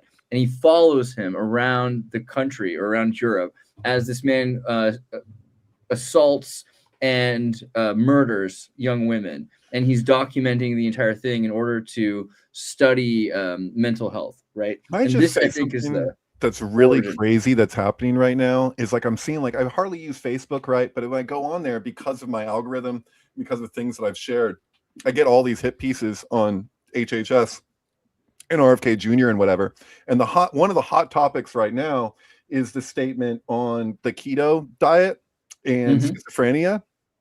Really? And like, yeah, so like people are you know, kind of pissed off. Is keto good or bad for schizos? What's the deal? What's the verdict? Well, the argument is your powers. The argument is that the way that certain foods are processed, particularly grain and everything, that there's been multiple studies on this that go back, you know, not ancient, but you know, like, where they're looking at people's diets and how it's affecting them psychologically in all these different ways. And like, that's a legitimate thing to go into, and they're attributing it to RFK Jr. like it's this, like, what I see is these posts that are just treating it that this is something he came up with in his wacky, you know, worm infested brain or whatever, and they're just making jokes about it all over the place and all these things. I'm like, dude, this is like actually like from like in the Zohar actually insists that this is obviously, one would normally argue that this is only allegorical, but it might not be, where they're attributing the tree in the garden that was the cause of the fall, which is called the tree of knowledge of good and evil, that it actually relates to grain and us preparing grain improperly, and that it was the first instance, they say, of our consciousness basically twisting in a different way, so we don't just have this pure perception, that we have some kind of alien influence that's, you know, outside of the emanated flow that begins to distort our perception. And so it seems like R.D. Laing, when he did Knots and all, like what R.D. Laing's arguments were, the British psychologist, was that schizophrenia, everybody has it. Like, he believed that everybody had varying degrees of schizophrenia, but only when it gets to the point that we're no longer functional in society do we go, oh, that's schizophrenia. So he is just like this, that was his thing. So I'm looking at it and I'm like, is that true? Like, is it just like all of us have this distorted like all of these issues, but as long as we can function in society, we treat it that it's not a problem. Just like I was saying about the DSM, it's not until certain versions of the DSM had a paragraph towards the beginning. I remember. No, this is older. This is older than the DSM. Well, if enough people exude the dysfunction, is it a dysfunction? So, like, that's what R.D. Laing was arguing. They've been saying for probably 300 or 400 years the difference between being rich and eccentric is money, right? Or success. Yeah, I think it's interesting too your connection there between grain and schizophrenia, because that's where we get fortified cereals from. And the adrenochrome researcher, Dr. Abram Hoffer, he was the one that was at the forefront of basically fortifying Cheerios and fortifying, because what he found out is he went across the country that there were all these essentially poor people that needed shelf-stable foods that were grain. They didn't have access to bacon and eggs and things that were fresh, that they had all these health issues, including some that had major schizophrenia. And he realized that some of it had to do with inefficiencies with folic acid. Some of it had to do with niacin. He ended up becoming like the world's biggest pusher of B12 or B6 that's niacin, and it was specifically because that he noticed poor people eating grain had schizophrenia more often than not. Right. And people want to treat this like it's just like this causes this, when really it's like this can cause this, it causes this, it causes this. So in other words, like say it's just texture of processed food. Is it affecting the cilia in your digestive tract? I'm no expert on this, but my understanding is what a lot of people believe is like a gluten allergy is actually largely that they've affected the flora and the fauna in their digestive tract to the point where they're no longer able to absorb the nutrients. So you could be eating, like you could be eating fast food, and you're just like, you're not getting even the nutrients from that because your cilia isn't able to, I don't know if there's proper terminology, but your cilia isn't able to absorb what's needed, and you end up malnourished even though you're eating. And I think that that's just like so rampant. Like it's like I Shia LaBeouf on gluten, Shia LaBeouf off gluten. Dude, he looked just like Nietzsche. There is he the Nietzsche of our time? I've always thought so. Go back to that mustache. I rooted that again. He's like Nietzsche. I rooted for him even when he did the He Will Not Divide Us campaign. Even though I was opposed to the transparent, opaque message, I think the truth of it was that it's true. Trump will not divide us. He will unite us. It's kind of an interesting turn of events that led to a lot of people hating Shia LaBeouf. However, the entire time, if you remember, he was doing talks about human trafficking. He was afraid to talk about human trafficking and what was going on in Hollywood. But he made that interpretive dance music video, which was clearly, if you saw it, it was definitely about Pizzagate. The whole thing. I tried to watch it. Oh my God. I watched that years ago. Good. Yeah. Yeah. And no one really understood it at the time. I was hooking up with this girl and she was like super obsessed with it and wouldn't shut the fuck up about it. I was like, okay, I get it. Shia LaBeouf is cool girl then. Yeah. This is we were like kids. Dude, where's that video at right now? We're gonna get in trouble just for showing it. Let's do it. yeah. The He Will Not Divide Us over and over again. Well, what is it? Elastic Heart. Okay, so he's naked in a cage with a little girl. Oh no, he's done shit. He's done older shit than this, like way before this. This video is so clearly about what everything that is in the media now with Epstein and everything else. This dance that he's forced to do. And she's forced to do inside of this cage. Think about it. You did not break me. I'm still fighting for peace. This video is insanely deep, and a lot of people just didn't get it at the time. But it's so much clearer than something you could say, especially back then. It's weird how today we have a zeitgeist where people all around you, your mother, my mother, can say, okay, yeah, Jeffrey Epstein exists, and there's probably a program of Britney Spears. That wasn't the way things were 20 years ago. Right. And you know what? That's the crazy thing with symbolism, and that's like kind of like at the heart of the nature of occultism, is that one person could be looking at one symbolic representation and see something completely different than the person that may get the reference, and then like even where like just the nature of things, like it feels like something like that, like if you were to watch it and at the time, it's like it takes more information for you to know what you're looking at. You already have to know about it. I want it. I want my life so bad. But if you followed Michael Jackson closely enough, you would know, but the thing is, I guess a lot of people didn't understand that, right? Coming out against pedophiles in Hollywood in the music industry and then being blamed for being critical of Israel. That's what destroyed Michael Jackson's career, right?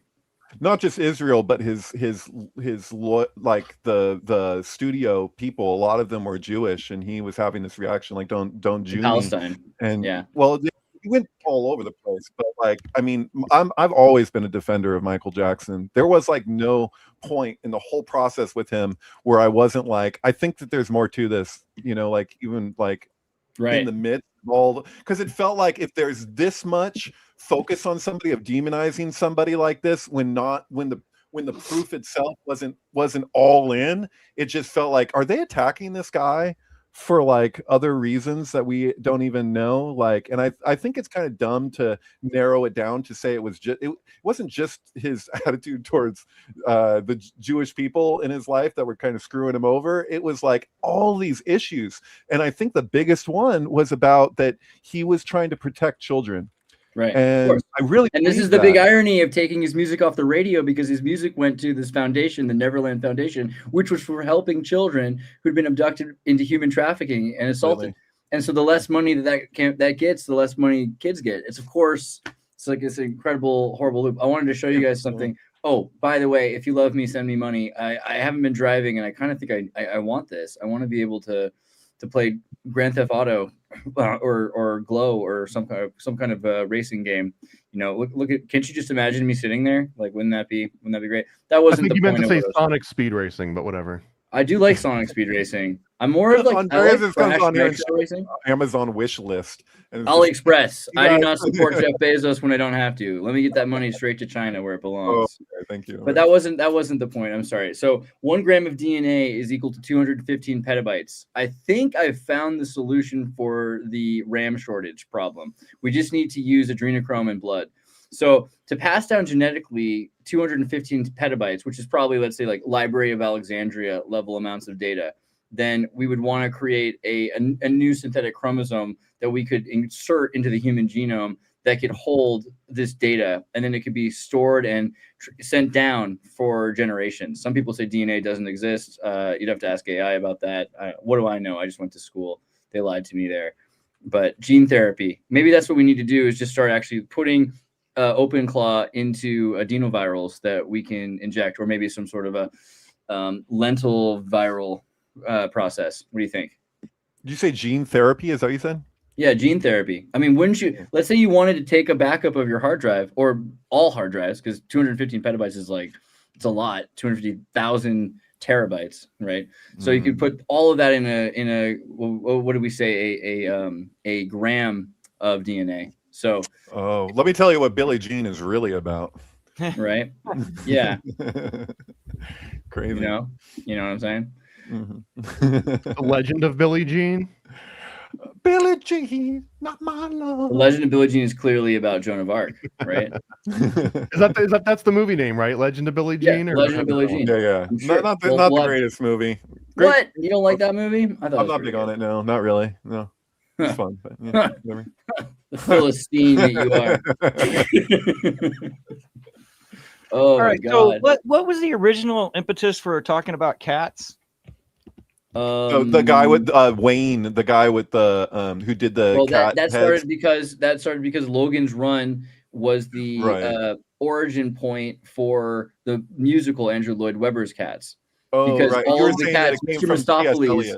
Yeah. That writer, T.S. Eliot, wrote this book, which ended up being ad-libbed into Logan's Run, and then later inspired Andrew Lloyd Webber to make the musical Cats about the magical Mr. Mistopheles, which is Carnival, right? Because these cats are wondering where the cats are going off to when they die. And they're like, well, they're going off to this happy place where there's food and fish and song, right? There are no cats in America. All dogs go to heaven. There's no cats in America. What are they trying to tell us? There's something interesting there, because you guys know who Harlan Ellison is. Let's see if the pod prodder will fact check me on this. Harlan Ellison was granted a settlement from Terminator 2 Judgment Day by James Cameron, because James Cameron had done a interview saying that, I got this from Harlan. So Harlan won a settlement, and if you look at the end of Terminator 2, it actually says based on the work of Harlan Ellison. based on this outer limits that's called Soldier. And in Soldier, they go back in time, or he goes back in time. But the way you can tell like the Terminator's coming is because of the cats, not the dogs. But I've been thinking, it's really weird. Like if there is just like that little flip that Cameron just took from it. But it's weird. The cats will freak out. You know, cats have always been associated to like spiritualism through Egypt and all of that. But also individuals who may or may not have some sort of disorders like Whitley Strieber and Philip K. Dick kind of used their cats' responses to the phenomenon that they were experiencing to say that it wasn't in their head, so to speak. I have a dumb Operation question. Acoustic Kitty. I have a question that's going to make me look dumb, but you know, there's like that meme of like the wolf looking at the people with the food. And it's like, oh, if I eat the people food, what's the worst that could happen? And then it's like, you know, however long later, and it's just like an image of a pug wearing like a party hat or something. And it's like, this is what happened to the wolf. Is that true for cats too? Like, were cats like just like wild cats? Like, I mean, I know there's wild cats, but I mean, like, were they like, did they go through the same process that dogs did, where you have all this diversity? Yeah, like, is that what happened? Like, were the Egyptian cats more like did they look more like you'd see like, you know, the real wild cats? And you know, like, I don't know. Supposedly they were a mystery to the ancient Egyptians themselves. I think there was like some kind of mythology myth that has to do with dragons. And like the last remaining dragons in this last litter, apparently like they hid their souls in cats. And to me, that has like a loose tie with this idea that like back in Atlantis or whatever, when things were super duper advanced, they were messing around with like genetically splicing things. And maybe one of the byproducts of that was a cat as we know it, because they're so weird. And then that's the kind of stuff that made the gods be like, yeah, this isn't cool. We got to just wash all you guys away. And there's also Neil Gaiman's Sandman series. I think it's the 3rd volume. I could be wrong, where they talk about how there used to be giant cats and small men, and then the men all dreamed that they would be big and that the cats would be small. And one day they woke up and the cats were small and the men were giant. Also, Rudyard Kipling, right? Rudyard Kipling wrote, you know, Mowgli, the Jungle Book, but he also wrote a book called The Cat Who Walks by Himself. And there's a great Soviet cartoon about this where man conquers nature and he either kills or domesticates the beasts around him. And all the beasts, you know, he comes up finally against the mammoths and the bison. Those who do not become domesticated, he kills. And he even domesticates his own wife. But at a certain point, he has a wife and child, and he meets this tiny little cat. And he says to the cat, would you rather be killed or domesticated? When the cat said, well, neither. I'd rather just live my life freely. And he says, well, I'm the master of all these domains and all of these horses. You're in my domain, and therefore you have to succumb to my rules. And the cat says, I bet you that by the end of the day, I can make you thank me 5 times for how I help you, that you won't need to domesticate me. And the man says, there's no way that I'm going to thank you once, let alone 5 times. But the cat's able to, over a period of a day, help fight against the bat, scare away the fox, save the baby. And because multiple times this cat is smart enough in order to do what he needs to do to save this man's child, the cat ends up getting the man to thank him 5 times. And that's why the cat is able to come and go as he pleases into the man's domain. And he's the cat who walked by himself. There's honestly a very similar series that has a lot of those same motifs called Primal, I think it's called. That's about like a caveman and a dinosaur. That's the guy who does Samurai Jack. Yes. Yeah. And also Dexter's Laboratory. I had this idea for like a movie script a while, like a couple years ago.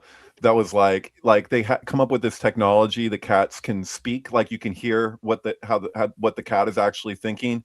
But like that Disney movie, The Cat from Outer Space, where he wears the collar that makes same kind of idea. But the premise was that all these people get this new product so that they can understand their cat. But then it turns out that like cats have like this like incredible, like they have a memory of ancient Egypt. Like they're like these spirits, like have this kind of spiritual like place where they start speaking in a ancient Egyptian, and then we're like translating it and figuring out what they're saying, but they're just like running everything. Like they're just like there's this like extreme level of intelligence that we just didn't anticipate, and it ends up there you go. I'm not a scientist. Yeah, no, I was like, it was kind of like it's meant to be kind of like a horror movie where you're just like it's like this terrifying reality of like what cats are actually in touch with, and like they're just like there's this larger plan and they know where everything is headed. They're like psychic about the future and shit, and it turns out that we're just like nothing compared to them in terms of their actual consciousness, like cat consciousness. And this is the reason why cats were viewed by the ancient Egyptians as they were, because they were actually able to understand them at the time. When they would meow, they would like hear what they were saying, in a way that we've lost touch with, or some crazy shit. I don't know, it's an idea. What's the new movie, Have Fun Don't Die? The Sam Rockwell movie. Yeah, that basically ends with a giant cat. Did you see it? Yeah. Wow, you went to the theater and watched the new Sam Rockwell movie? Yeah. Was it dope? Yeah. Yeah. Okay. Yeah. There's a lot to unpack. Like me and Alex were talking about it. It's just heavy-handed. Like there's this business card that they have that floats around. That's 142 Hope Drive. No, Jake. It's just really heavy-handed where you're just like, I don't even know how I feel about stuff anymore. Like it's just so over the top, like on the nose and stuff. Yeah. But like there's a whole bunch of that. Like when you guys were talking about the top hat, I remembered the Prestige. And the Prestige when David Bowie's using the machine, like they go outside and there's an they thought it wasn't working, and right around the corner there's a whole bunch of like top hats and cats right around. Yeah, but cats that was dark, dude. Like that was dark. It is dark, but there's also The Cat's Eye by Stephen King. Of course, there's the cat's attachment to like sleep paralysis. You guys talked about familiars. Yeah. So there's Bell, Book, and Candle there. Yeah. Yeah, 142. Like that's the thing. There is such a. It's hard to convey. Like it's been like this whole last year. It's been like the Roof Man thing. I live for that, dude. And then everything. Like I literally, if I go to the movies with my kids and somebody says it, or you see one blatantly on the screen, they're always like looking down the aisle at me, because it kind of takes you out of the movie. But now, like before, we were talking about that before the movie 42 with Jackie Robinson came out and stuff. Right. And there was like I remember going to the baseball the field, and all of a sudden all of the numbers on the field were 42, and I'm looking like, am I crazy? Like, because I didn't know that it was like Jackie Robinson Day or whatever that I just yeah. Totally. Bill's been watching Mad Men, like watching all of Mad Men, and I've been watching Mad Men, and we've been catching things that we just went whoosh. But like he looks closely at he freezes the frame to look at the book that the woman's reading, and it's like the 42nd parallel, and it's there's all of these, there's like example after example of it's everything though. It's like commercials, it's movies. Like you go to the movie and then like meet me at mile marker 42, and it's just like right. Yeah. Random nothing like that. Like Jake's work was like kind of like there was like these moments where you're like going along, you're like no, that's like too much. This can't be real. And there's sometimes where his work would get psychedelic in a way that I don't think very many people's do. There's like one time with the Robin Tunney stuff where there was like electric bolts and eyeballs, and it was like it was even down. It got too weird where it was like bending to where it could not possibly be intentional. Like impossible. Like you're like, how could this just? Yeah, no, that's absolutely nuts. I love that. It's so I mean, there's a lot of that's being lost. I really think that I kind of grade writers. If I had like the best old school sync writer was Richard Aerosmith, but I mean the best writer overall was Mark LeClaire. And yes, I agree, 100%. So it's just weird because there's like give and takes on people and their styles.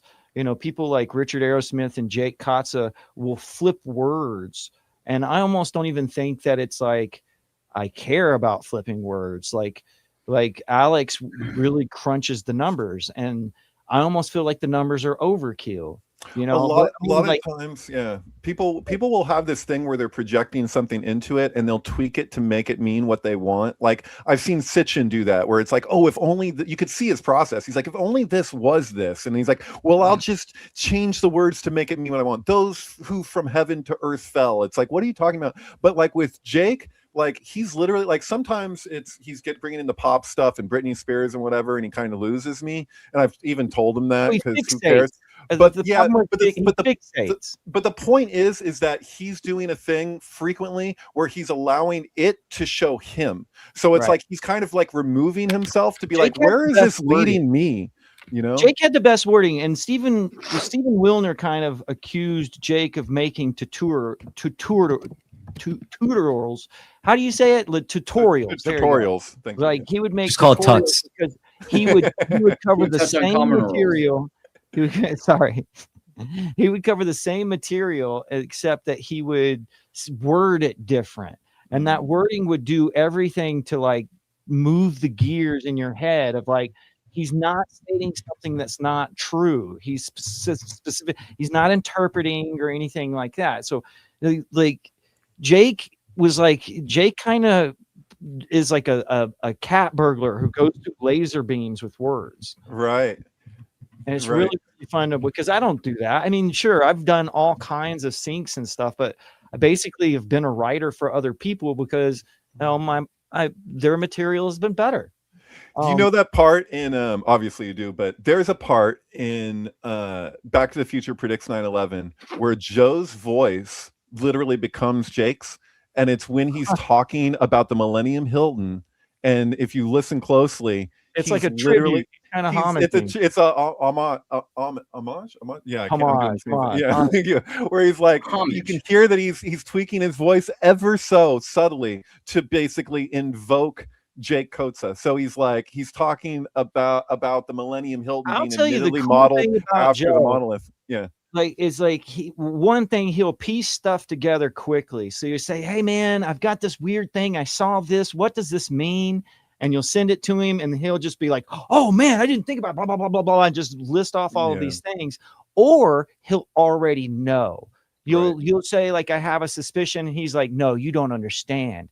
And they're like, oh, did you know like the Twin Towers were in Back to the Future too? Oh, not only are they in it, that whole scene is one of the best representations of Manhattan seen on film. You know, like he's already gone the extra mile. Of the Twin Towers falling, because the video is a video that's tracking down of the Twin Towers falling. It's the most literal interpretation of the Twin Towers falling in film history. Right, but that's not how Joe normally talks necessarily. And so he's like smart, dude. Joe's smart. He's so smart, but he was smart enough to know that if he presented it in that way, that the sensationalism and people reacting like positively or negative would just make the thing go viral. He's a brilliant marketer. I think his book is going to do great. I don't even think he's released it yet, but he's got a book on basketball. I've been meaning to talk to him. He's been doing this thing lately where he does a minute on social media like every morning, whether he's prepared. I have a new idea. I want to do Mick interviews where I sit at McDonald's somewhere in the world and use their free Wi-Fi, and someone sits at another McDonald's somewhere else in the world and use their free Wi-Fi, and then we just eat at McDonald's, you know, because that way there'll be a Coca-Cola cup there. It doesn't actually have to have Coca-Cola in it, and I can bring my own sandwich, but I'll buy a Big Mac anyway, just so that YouTube sees the Coca-Cola and the McDonald's ads, and I'll wear a Disney shirt, you know, whatever it takes to get, you know, because there's things you're not allowed to talk about, but there's things the algorithm really loves it when you talk about, right? Hold on. I want to mention one of these comments here. I like that somebody says Michael Jackson's spirit animal in everything he has done. I don't know about everything, but he's talking about the Panther. Oh, whoops, I lost it. It scrolled up. Oh, shoot. You see that? This is the comment. I'm looking for that. Bring that up. I lost it. He transformed from Panther into human, so he would have been the familiar. The Panther wasn't his familiar. He was the Panther. Right. Michael Jackson's spirit animal is everything he has done in Panther Cat. That is the trickster with the heart to help those lost children. Absolutely, the Black Panther. There's a that's what he does in. Oh, I just thought of this. That movie Ghost. Remember when he stares at the cat to make the cat jump on the bad guy, Goldwyn. Right.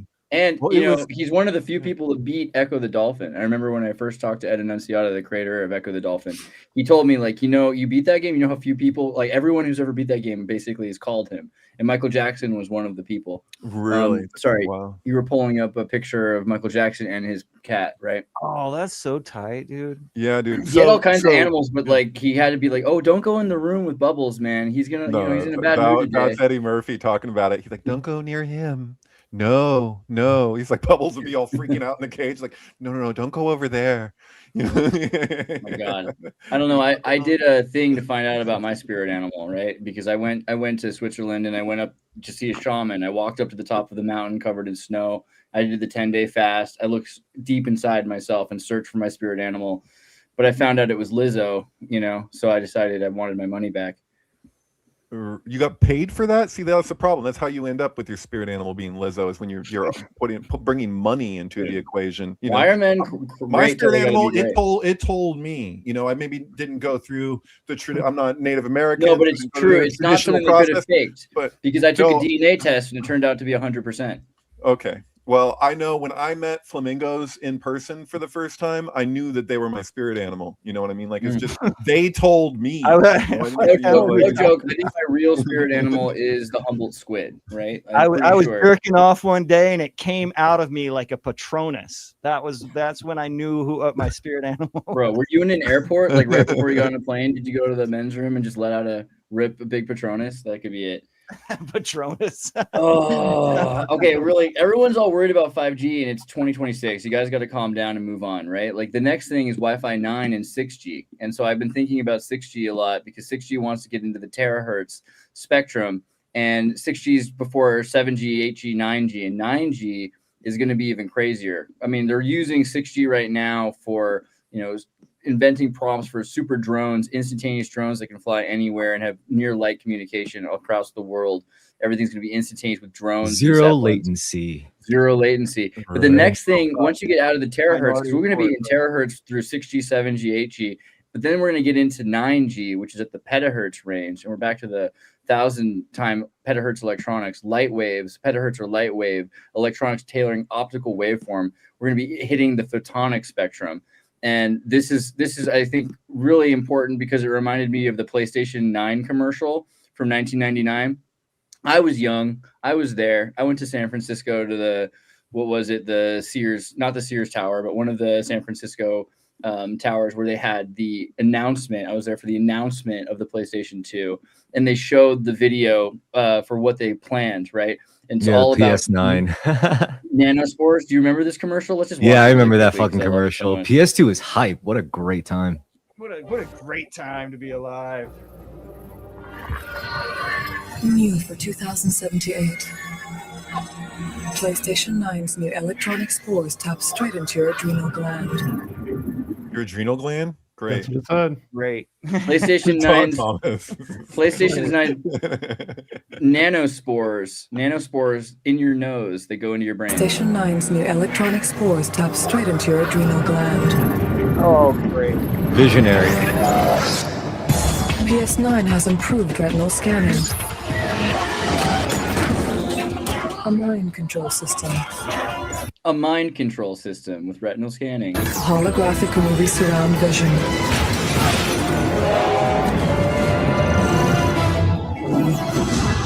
And telepathic personal music. Wow. Right when he's like octopus horn. Great. The ultimate just got better. PlayStation 9. Teleport yours today. Maniac. I'm still just waiting on a new Twisted Metal. I mean, dude, we could make that today. Why are you not working on that with me right now in Unreal Engine? Twisted Metal is the easiest game to remake. My God. I don't know. I hate remakes because you might as well just use like DuckStation and upscale your games, but whatever. They just made the series instead. Captain Obvious over here, but Thomas is an incredible resource. I just want to say, because Thomas, you could bring up something that they talk about in like the most fringe parts of the internet, and like almost everybody's like wrong in some way, and like Thomas is like, oh no, there's actually something to that. You're one of those guys that will tell you what the thing in the midst of all the bullshit actually checks out. So except for Mormon submarines. Well, I'm saying like when it comes to like adrenochrome or like any one of these things, it's like there's a bunch of cliphotic bullshit that surrounds the kernel of truth in the thing, and Thomas is one of those people that for the most part will actually be able to like tell you which part of this, all of this bullshit that gets said about it, which part of it actually checks out. And well, the silver lining on the adrenal gland. You understand that this is like one of the most, and I'm saying this with a lot of love for Freemasonry, one of the most important aspects of Freemasonry, because everyone thinks Freemasonry is about keeping secrets because they don't understand it's about containing truth and what containing truth means. Imagine you're in the desert, of truth. There's very little truth falling in the desert, let's say, but you have a cup. And if you were to just try to drink this cup, there's nothing in it. Maybe you can get a drop of truth in this cup, but that's not very much truth. So what you need to do is contain and store as much truth as possible so that eventually there's precipitation, there's evaporation and condensation of truth. And once you have an entire glass of truth, then you can take that you've contained, then you can pour it out. You can give it to someone in the desert. Right. My cup runneth over. It might be trickier than that. It might be less like trying to contain liquid and more like trying to like crystallize fact from vapors of nuance. And then vaping it with steampunks at a convention. But then at that point, it's like now it's really because who has the less latency with the information. I mean, regardless of, we're basically skipping steps ahead. Person A makes claim, person B facts check it. Then we could all say, oh no, that's right or wrong. But now there's like less. Pod Prodder, check out the connection between God's dregs, like God's cup. When God's cup spills over, the dregs of God's cup. But I think it has to do with like information, because there's a couple of times where it says everybody knows everything, even the really hard things. Yeah, but it's how many data points. Like you got to have a 700 trillion 700T data set, like, and you have to have total recall. It's not enough that you know that Don Cheadle already made the Captain Planet movie. You have to also know that the American conservatives who were upset about Captain America because Captain America was supposed to be out the world and start a black man is actually a reference to Don Cheadle as Captain Planet, right? So really the trick to that isn't really about, because if all the information is already there, then at that point it's about organizing it, indexing it, just like how humans are more effective cognitively when they have a book that they could organize their thoughts in. And usually what makes a Zettelkasten system work, for example, is how you organize it, how you index it. I mean, if you really want to join the Exertus Patreon so you can get a copy of the Pod Probe notes. Sorry. But that's a good point. But that also brings up that old Krishnamurti story about the devil, where the two men are walking down the road, and the devil sees a man drop something, and he picks it up. The guy who's ahead of him, and the devil picks it up, and he smiles, and he puts it in his pocket. And the friend of the devil says, "What was it you just picked up?" And he's like, "It's truth." Humanity dropped the truth, and he's like, "Oh, well, that must be the friend of the devil says that must be a very bad business for you." And the devil goes, "Not at all. I'm going to help him organize it." And so I agree with you, Chris. You have on one side, you have organizing the truth, and at the same time, that is both the gift and the curse of humanity, right? Is as soon as we begin to organize it, we've actually we've fragmented the thing in such a way that we're going to lose touch with the actual insight that it began with, and go to a place of replication where we're replicating that insight, which will never actually be the insight in itself that we originally had. But another good parallel is just human consciousness, right? If our souls, for example, are fractalizations of God's, the Godhead soul, right? The only way that'll work is if God, who knows everything instantly at all times, they won't know what it's like to be David or Chris until they could actually beam it through a certain like set of gates or contextual gates, until it's like, okay, this is what happens when God goes through the body and the brain of a human named Chris, and this is what all those sensory inputs that only Chris could experience in that container is going to go through. And that's why a fractalization of God or Claude or Gemini could turn into your life. You're saying being alive is gatekeeping God. You're basically gatekeeping information. But it's temporary. But it's temporary because the container the container dies. Yeah, and then you go back to the source, or you go back to stay alive as long as possible. Most people who say that they talk to God usually experience it with them having replays from their life being shown to them. If you consider that, that means all things are recorded. All right. And so the whole concept philosophically about the monad and returning to the monad is kind of that same thing that what you're talking about there. God is knowing everything. Be considered the monad. Then you're separated from the monad, and then you return to the monad. There's a difficulty there, though. There's a difficulty because you can make the argument that at the time approaching death, generally speaking, people get, like how they say it's always darkest before the dawn, is that all of your conditioning can get like, just enhanced and magnified to this point that you're seeing the essence of your belief system, like deep down, like shown to you in some form. This is the reason why if you're Buddhist, you may see Buddha or have the experience of what you would imagine Buddha to be, do it like the point of Buddhism. If you're a Christian, you'll see, Jesus or whatever it happens to be, like you'll see this kind of like exaggerated version of your conditioning. And people have made the argument that what that is actually the illusion being so enhanced of whatever your paradigm, what you happen to experience. So you're faced with that. And then the question becomes, can you transcend that conditioning? And it's like that's the ultimate challenge. I've been told that that's the idea of what makes the Buddha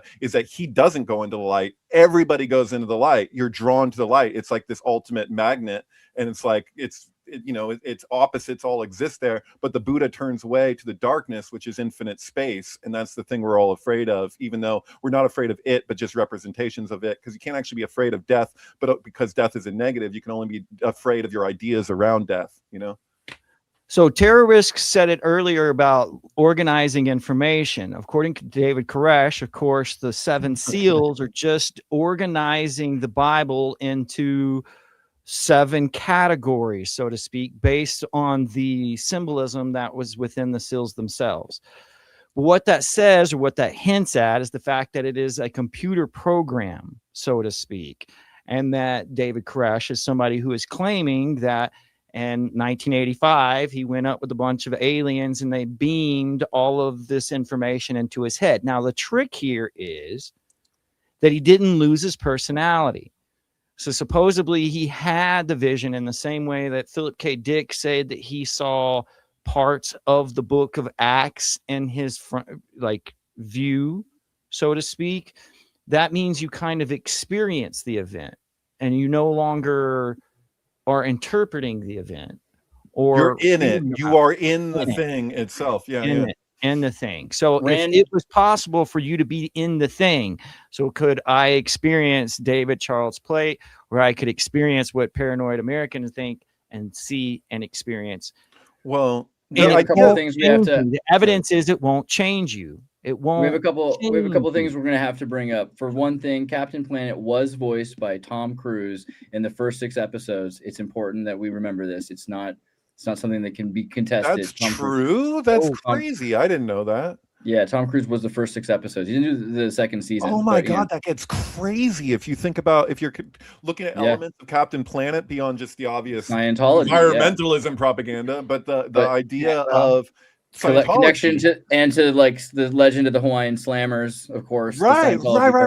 Yeah, there's a lot of amazing stuff about that. Now, also, I think where was it? Captain Planet was, where do you put it? Was a team of woke environmentalist scientists, environmental terrorists. Yeah, who own cats.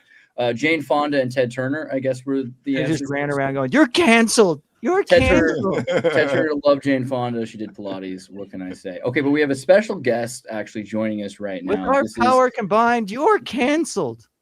This is our pod probe Carl Jungbot. How are you doing, Carl Jung? That's hilarious. I completely agree with that. That's a great question. For some reason, the audio is connected to the wrong. Say something. Oh, man. I totally thought we were going to get Sam Newsman, but this is cool. It's only listening to me for some reason. Oh. So you speak for us then.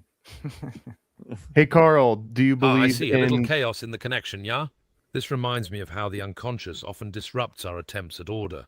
Okay. All right, hold on. What do you think about Pizzagate, Carl? Yeah, let's get down to brass tacks. What has he got? This Pizzagate. It is a modern myth, yeah. A story woven from fear and suspicion that grips the collective psyche.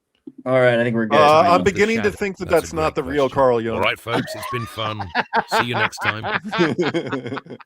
What a lying piece of... Don't you feel bad about yourself? You are bad, and you should feel bad for that. Oh yes. What kind of nut are you bringing on my show, Thomas? He's Heaven's Pizza gatekeeping. This guy's a Heaven's Pizza gatekeeper. You know, I run a tight ship around here. I don't need any of these crazy people talking about conspiracy theories. We need the real thing. God damn it! All right, you're gonna have to work on that Young bot, dude. I don't know. Dude, it was working way better earlier, but I got too many things going at once, I think. How does that work? Can you take like all of his works and like feed it into it like Weird Science? Not just that, he can feed in all of our works as well. That's the whole beauty of it. He can be part of the conversation. Exactly who's lied the most, who's like said the most things, topics, but like there's a service called Ragier. And Ragier means that you can upload as many books as you want, videos, like in all the knowledge you have, and then you can pull it and be like, "Hey, I need to ask LLM this certain question," and you can have it summarize all the information. So if you wanted to upload all of the Golden Bough, for example, then you can have another AI talk to your RAG collection of Golden Bough and movies and everything, and pull it and have that be its basis of knowledge. I'm kind of pissed off at your thing from the beginning of the show when we were talking about Abraham Lincoln, and it's saying that there's no connection between this top hat and the top hat of the candidate who shared his values. You need to pay Will Morgan, is a friend of ours we know, who can actually help make AIs better synchromystics. He's been beating them like Pavlov beat dogs. You know. See that episode I did with Christopher Hunter Myers where he's like running programs for it to keep up with everything that he does, so it's like encompassing every part of his friggin' like persona. It's crazy. Yes, I did see that episode on MetaEgg, youtube.com/MetaEgg, one of the most important channels I subscribe to, and I would recommend anyone to go to MetaEgg in order to find that video. It's important that you see it. I would highly recommend checking out. Dude, why do you switch into this guy that I went to high school with, who I ran into at Trader Joe's, and he's trying to tell me about this new pyramid scheme that I have to join, and he starts reciting the script. You know, let me tell you about a new exciting. Like you switch gears to now you're dropping the plug because it's a fine product, and you know. Honestly, if you call now, you can actually get a special episode of MetaEgg. Kicking the tires, man. Oh my god, bro! Bro, why MetaEgg on here? MetaEgg, what is that?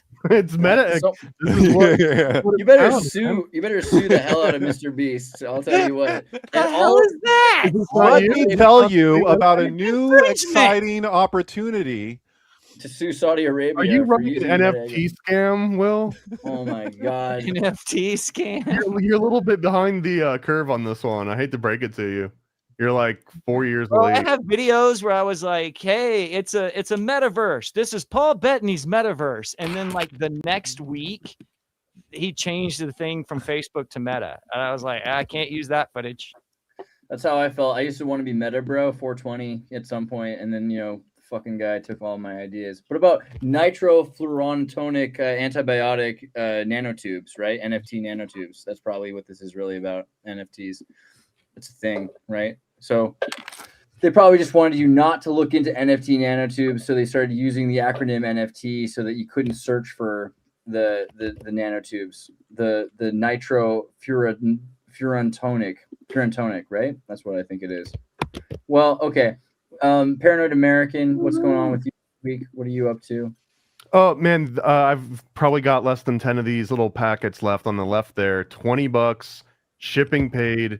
You get 3. You get a comic on MK Ultra, a comic on Bavarian Illuminati, and a comic on how to summon a homunculus, and an Alex Jones trading card, and an occult calendar, and they all come in like a nice little Illuminati special limited edition package. Yeah, I gotta admit, and an occult. Is that what you said? And the occult calendar on the left there. It's basically a a daily planner that has all sorts of occult holidays baked in. It's got like, when did The Shining get released? Dude, when you said and Nicole, I heard Ann and Nicole, and I thought we were talking about Wordsmith. Yeah. There's the next one's gonna have an Ann and Nicole calendar. Yes. Dude, I like that. I like the McDrenochrome card. That thing's sick. As long as I get to take the pictures, man. Respectful. I hope you're all. I hope you're all aware. I mean, I'll say this for you, Thomas. Not only is your work incredible, the packaging on this product is so incredible. If you call now, you get. No, I'm sorry, but really, the packaging. You're really good at packaging. Like, that's one of the nice.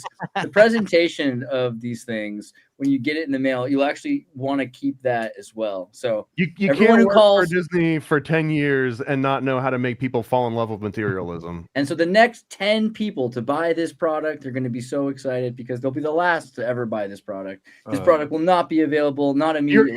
You're so right, though, because we ordered 1,000 of those calendars, and now there's like 10 left in the other room. And once they're gone, they're gone. We're going to make a volume 2, but that's all of them. Oh my God! Hey, just so you guys know, somebody says Anna Nicole rest in peace or something. Yeah, no. Anna Nicole Wordsmith will probably be here next week. She's been dealing with some intense family issues. But so. the real one is still dead, though. No, but we have the clone, and it's way better. Honestly, it is skinnier, prettier, smarter, faster, good at ninja stuff and synchromysticism. So yeah, shout out to Ann Nicole Wordsmith. We love you very much, and we hope that you'll make it back. I know that you've been dealing with a lot with your family, so we're all sending love to you, and hope that you're and prayers for your mother. Right, that's the most important thing. But make sure you buy these before they're gone because they're going fast. Okay, I've said it. What about you, David? What have you been up to? Well, for a while, I don't really share this because what's the point, I guess. But I've been doing a thing where I've been going through the website for the sync book where my videos are, and I've just been replacing older, less quality videos. Like sometimes I'd be like, put something out in 720 or something, so I'm just putting it in 1080p and changing the volume so it's higher quality in certain cases. But wow, I'm trying to just like keep this as optimal as possible. And so like a lot of this stuff when I do it, I'm not just like sharing it like, hey, look, I just did something to this video, but I've been trying to do some up. So you're telling us that you're remastering stuff and making special editions and deleting the originals like George Lucas did to Star Wars. Yes, that's exactly what I'm doing. Yeah, that's radical. I'm actually pretty into that. That's I'm not throwing in extra CGI shit, and I'm not making Han shoot second. But yeah, we can though. We should be doing that. Use Grok. Use AI Grok, and you get you can make 10-second clips and just add them to the movies. Who would know any better? Just do what you want, man. Take a frame and start animating it. Well, okay, so make sure you go to the Sync Books. You can watch David's videos. You can also go to David Charles Play on x.com/MKUltrasound723, where he has a highlights section, and from here you can watch all sorts of sync films right on X. If you prefer to watch them on X, it's easy to do, and we'll post this in the link on FChat, fchat.net/@Exertus. The home for uncensored chat. This is where we've been putting, hey, Andreas Coded. Love to see you. Yeah. So by the way, the show is still in process. There's supposed to be 10 episodes coming up at some point here, but this new documentary series that you're doing. Yeah, we've recorded, I would say, at least 30 hours of material that he's using for it. And so, it's just been a lot of like processing back and forth for what this thing is actually going to look like. And so Ryan recently watched Sorry Cassandra for the first time, and he's just like, whoa, this changes everything. And I'm like, and I don't necessarily want Sorry Cassandra to be so central to the thing. I'm more interested in looking at my sync film work and stuff that he's into, and just like, just letting this thing become something that's unprecedented, but yeah, it's gonna be good. So I'm happy with what's come out so far, just between us, even though it hasn't been officially released to the public yet, but it's in process. So yeah. My God. And someone says here that they don't want to see you produce any AI slop inside of the show. Anyone against AI, if you're saying AI hate is racism, and we won't abide for it here. But it's true. I suppose that we want to return to good classic television shows like Wings or I don't know, what's the one, Bosom Buddies, I guess, you know, something like that is made by real human Epstein associates, right? That's what you prefer to something created by liberated people with the help of machines. It's machine elves that want to save the human race. Yeah, let's make AI robots drink from separate water fountains. Okay. All right, that's my little pitch. I don't know. We might that seems like part of a larger debate to be had, but you know, whatever. That's why I waited till after the show so no one could argue. But we live. I firmly believe we live in a tiny little fractional moment of time, like maybe a decade, in which you could tell that it was AI, and then soon that moment will be so fleeting that it'll be like, man, remember when you could tell it was AI? Remember when like you could count the fingers, or you could like look at the pupil and the pupil was just like a little bit not right? Weren't those days before you really had to question everything? Yeah, don't be a robophobe. 24th, the big one, the one that everybody's talking about, where you see like, you know, like Brad Pitt and Tom Cruise fight, and it looks like all realistic and stuff. That's going to be dropping on the 24th. The only way you can do that right now is to get a VPN and like say that you live in Hong Kong. But right, this is TikTok's model, ByteDance.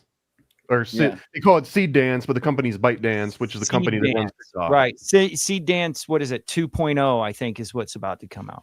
Oh man, my cousin in Sweden, he had a superior that lost his job in large part because he was using a company computer after hours in his office to watch Tom Cruise AI anal videos. So it's like Tom Cruise having homosexual relations using AI, and the guy didn't realize that he's working in a tech world, in a tech department, and all of these people can look at whatever he's looking at in his history like it's the easiest thing. They're all, but the job is like a bunch of tech heads, and this was like the top, and they're all watching. He's the CFO, but it's on the company computer after hours. Like he's there by himself in the office watching this. They're like, dude, that's just not professional, man. You can't do that. Like it's just like he thought. But the reason why he got in trouble wasn't just because he was watching it necessarily. It's because it proves that he doesn't have the wherewithal to be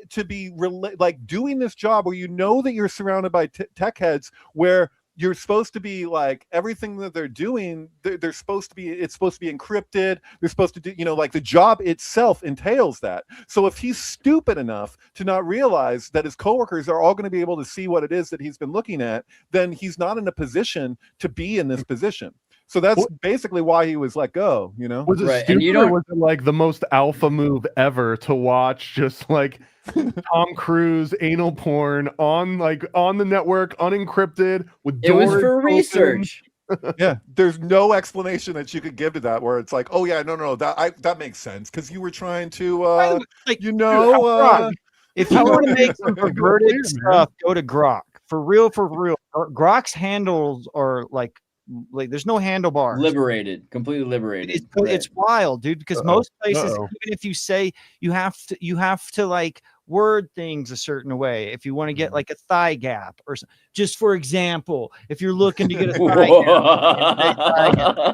But however, like with Grok, it's crazy. Like, so that's what you're into, thigh gap. Right. You know, it'll totally make like, no, you don't get it. She's a 9,000-year-old vampire. Never floats your sea goat, you know.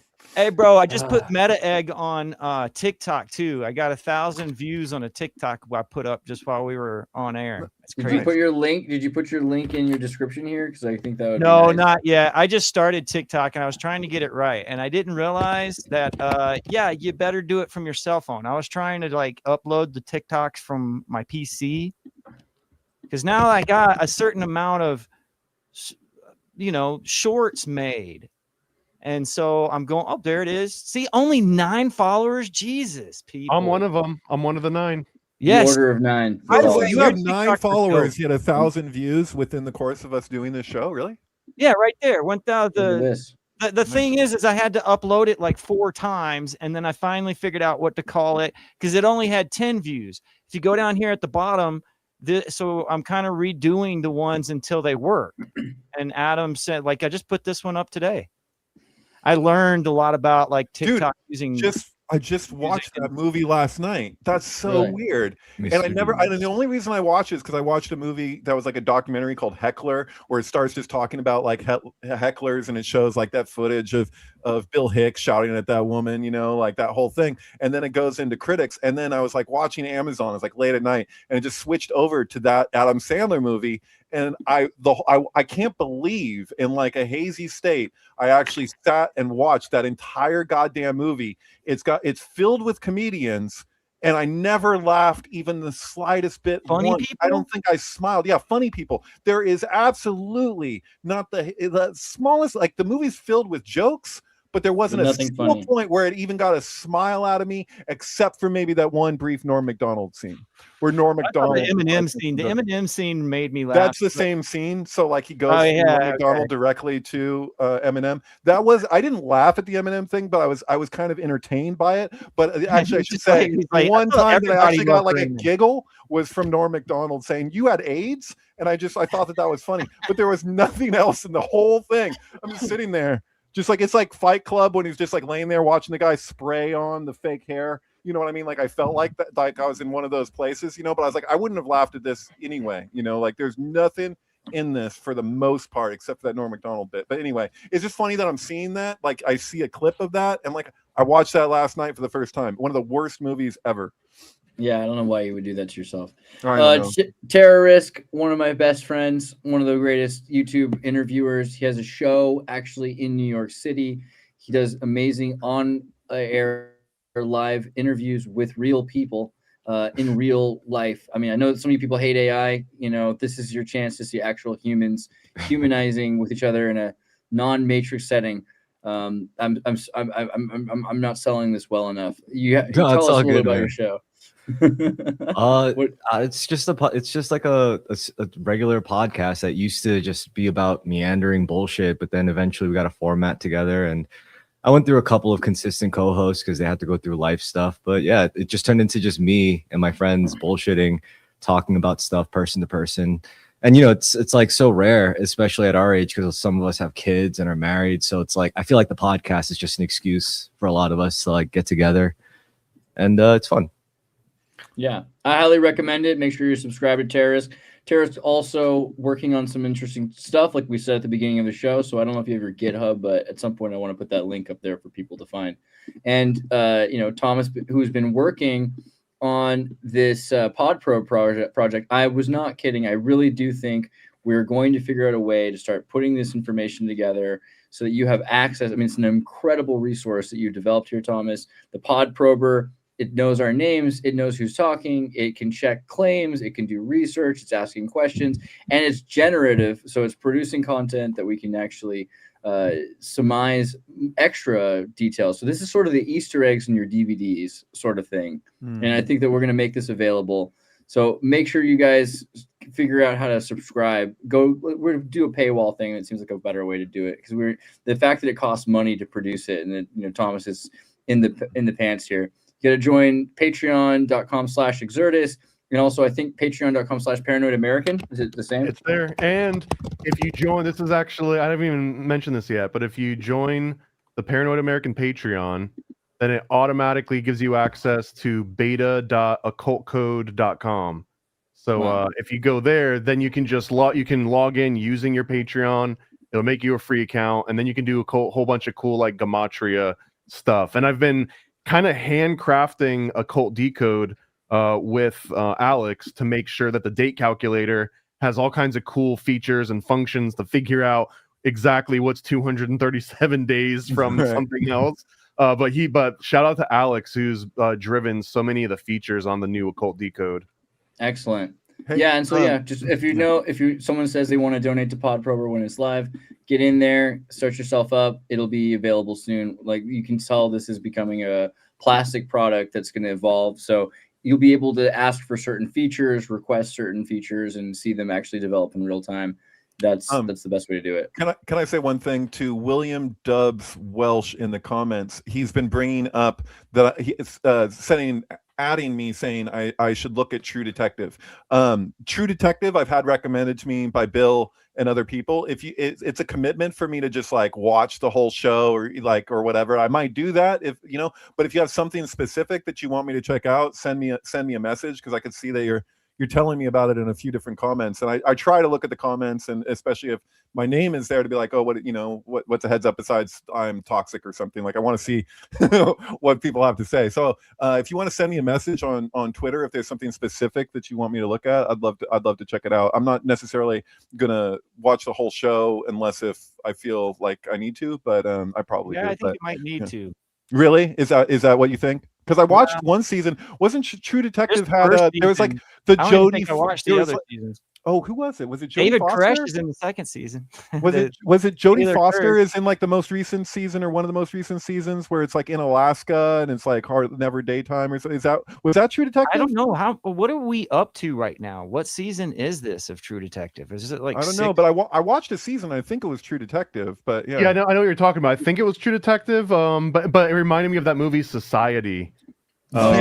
Which reminds me, we need to reach out to the creator of Society, because he's apparently pretty on the level, still doing things and aware of a lot. He's been outspoken in some of these we talk about all the time. I want to get Bob Camp on here. Can I ask you guys something? This is more for like the panel than the audience. So I just want to ask you guys, have you ever put thought into like running a local agent, like giving your just an AI agent full control over your machine? And I'm not talking about the model. Like it could be Gemini, it could be I dream of this all the time. The idea, ever since I was like 4 or 5 years old, I've wanted my computer to rewrite its own operating system every night. Come on. See, like the thing is, I don't know how to talk about this because I can't in good conscience like suggest people do what I've been doing, which is just in it like just completely giving over system-wide access. But in doing that, I just want to say I was able to build like things that would, I guess you could say, ultimately allow you to do whatever you want, because an agent is something that you have to build ultimately, right? Or it's built for you.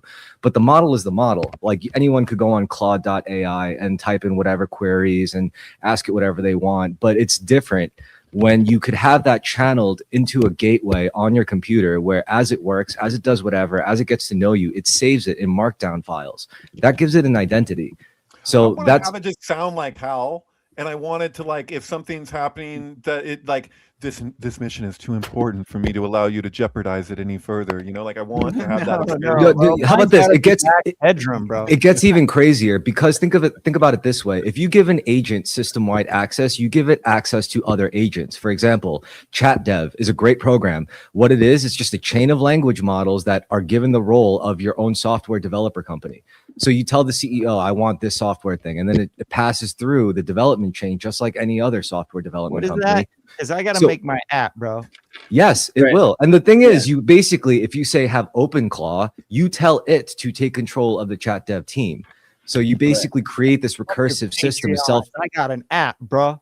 Yeah, you create recursive self-improvement. You basically tell itself, hey, you can't do this on my computer yet. Build yourself a program out of Python that allows you to do it from the command line, because that's what they're doing.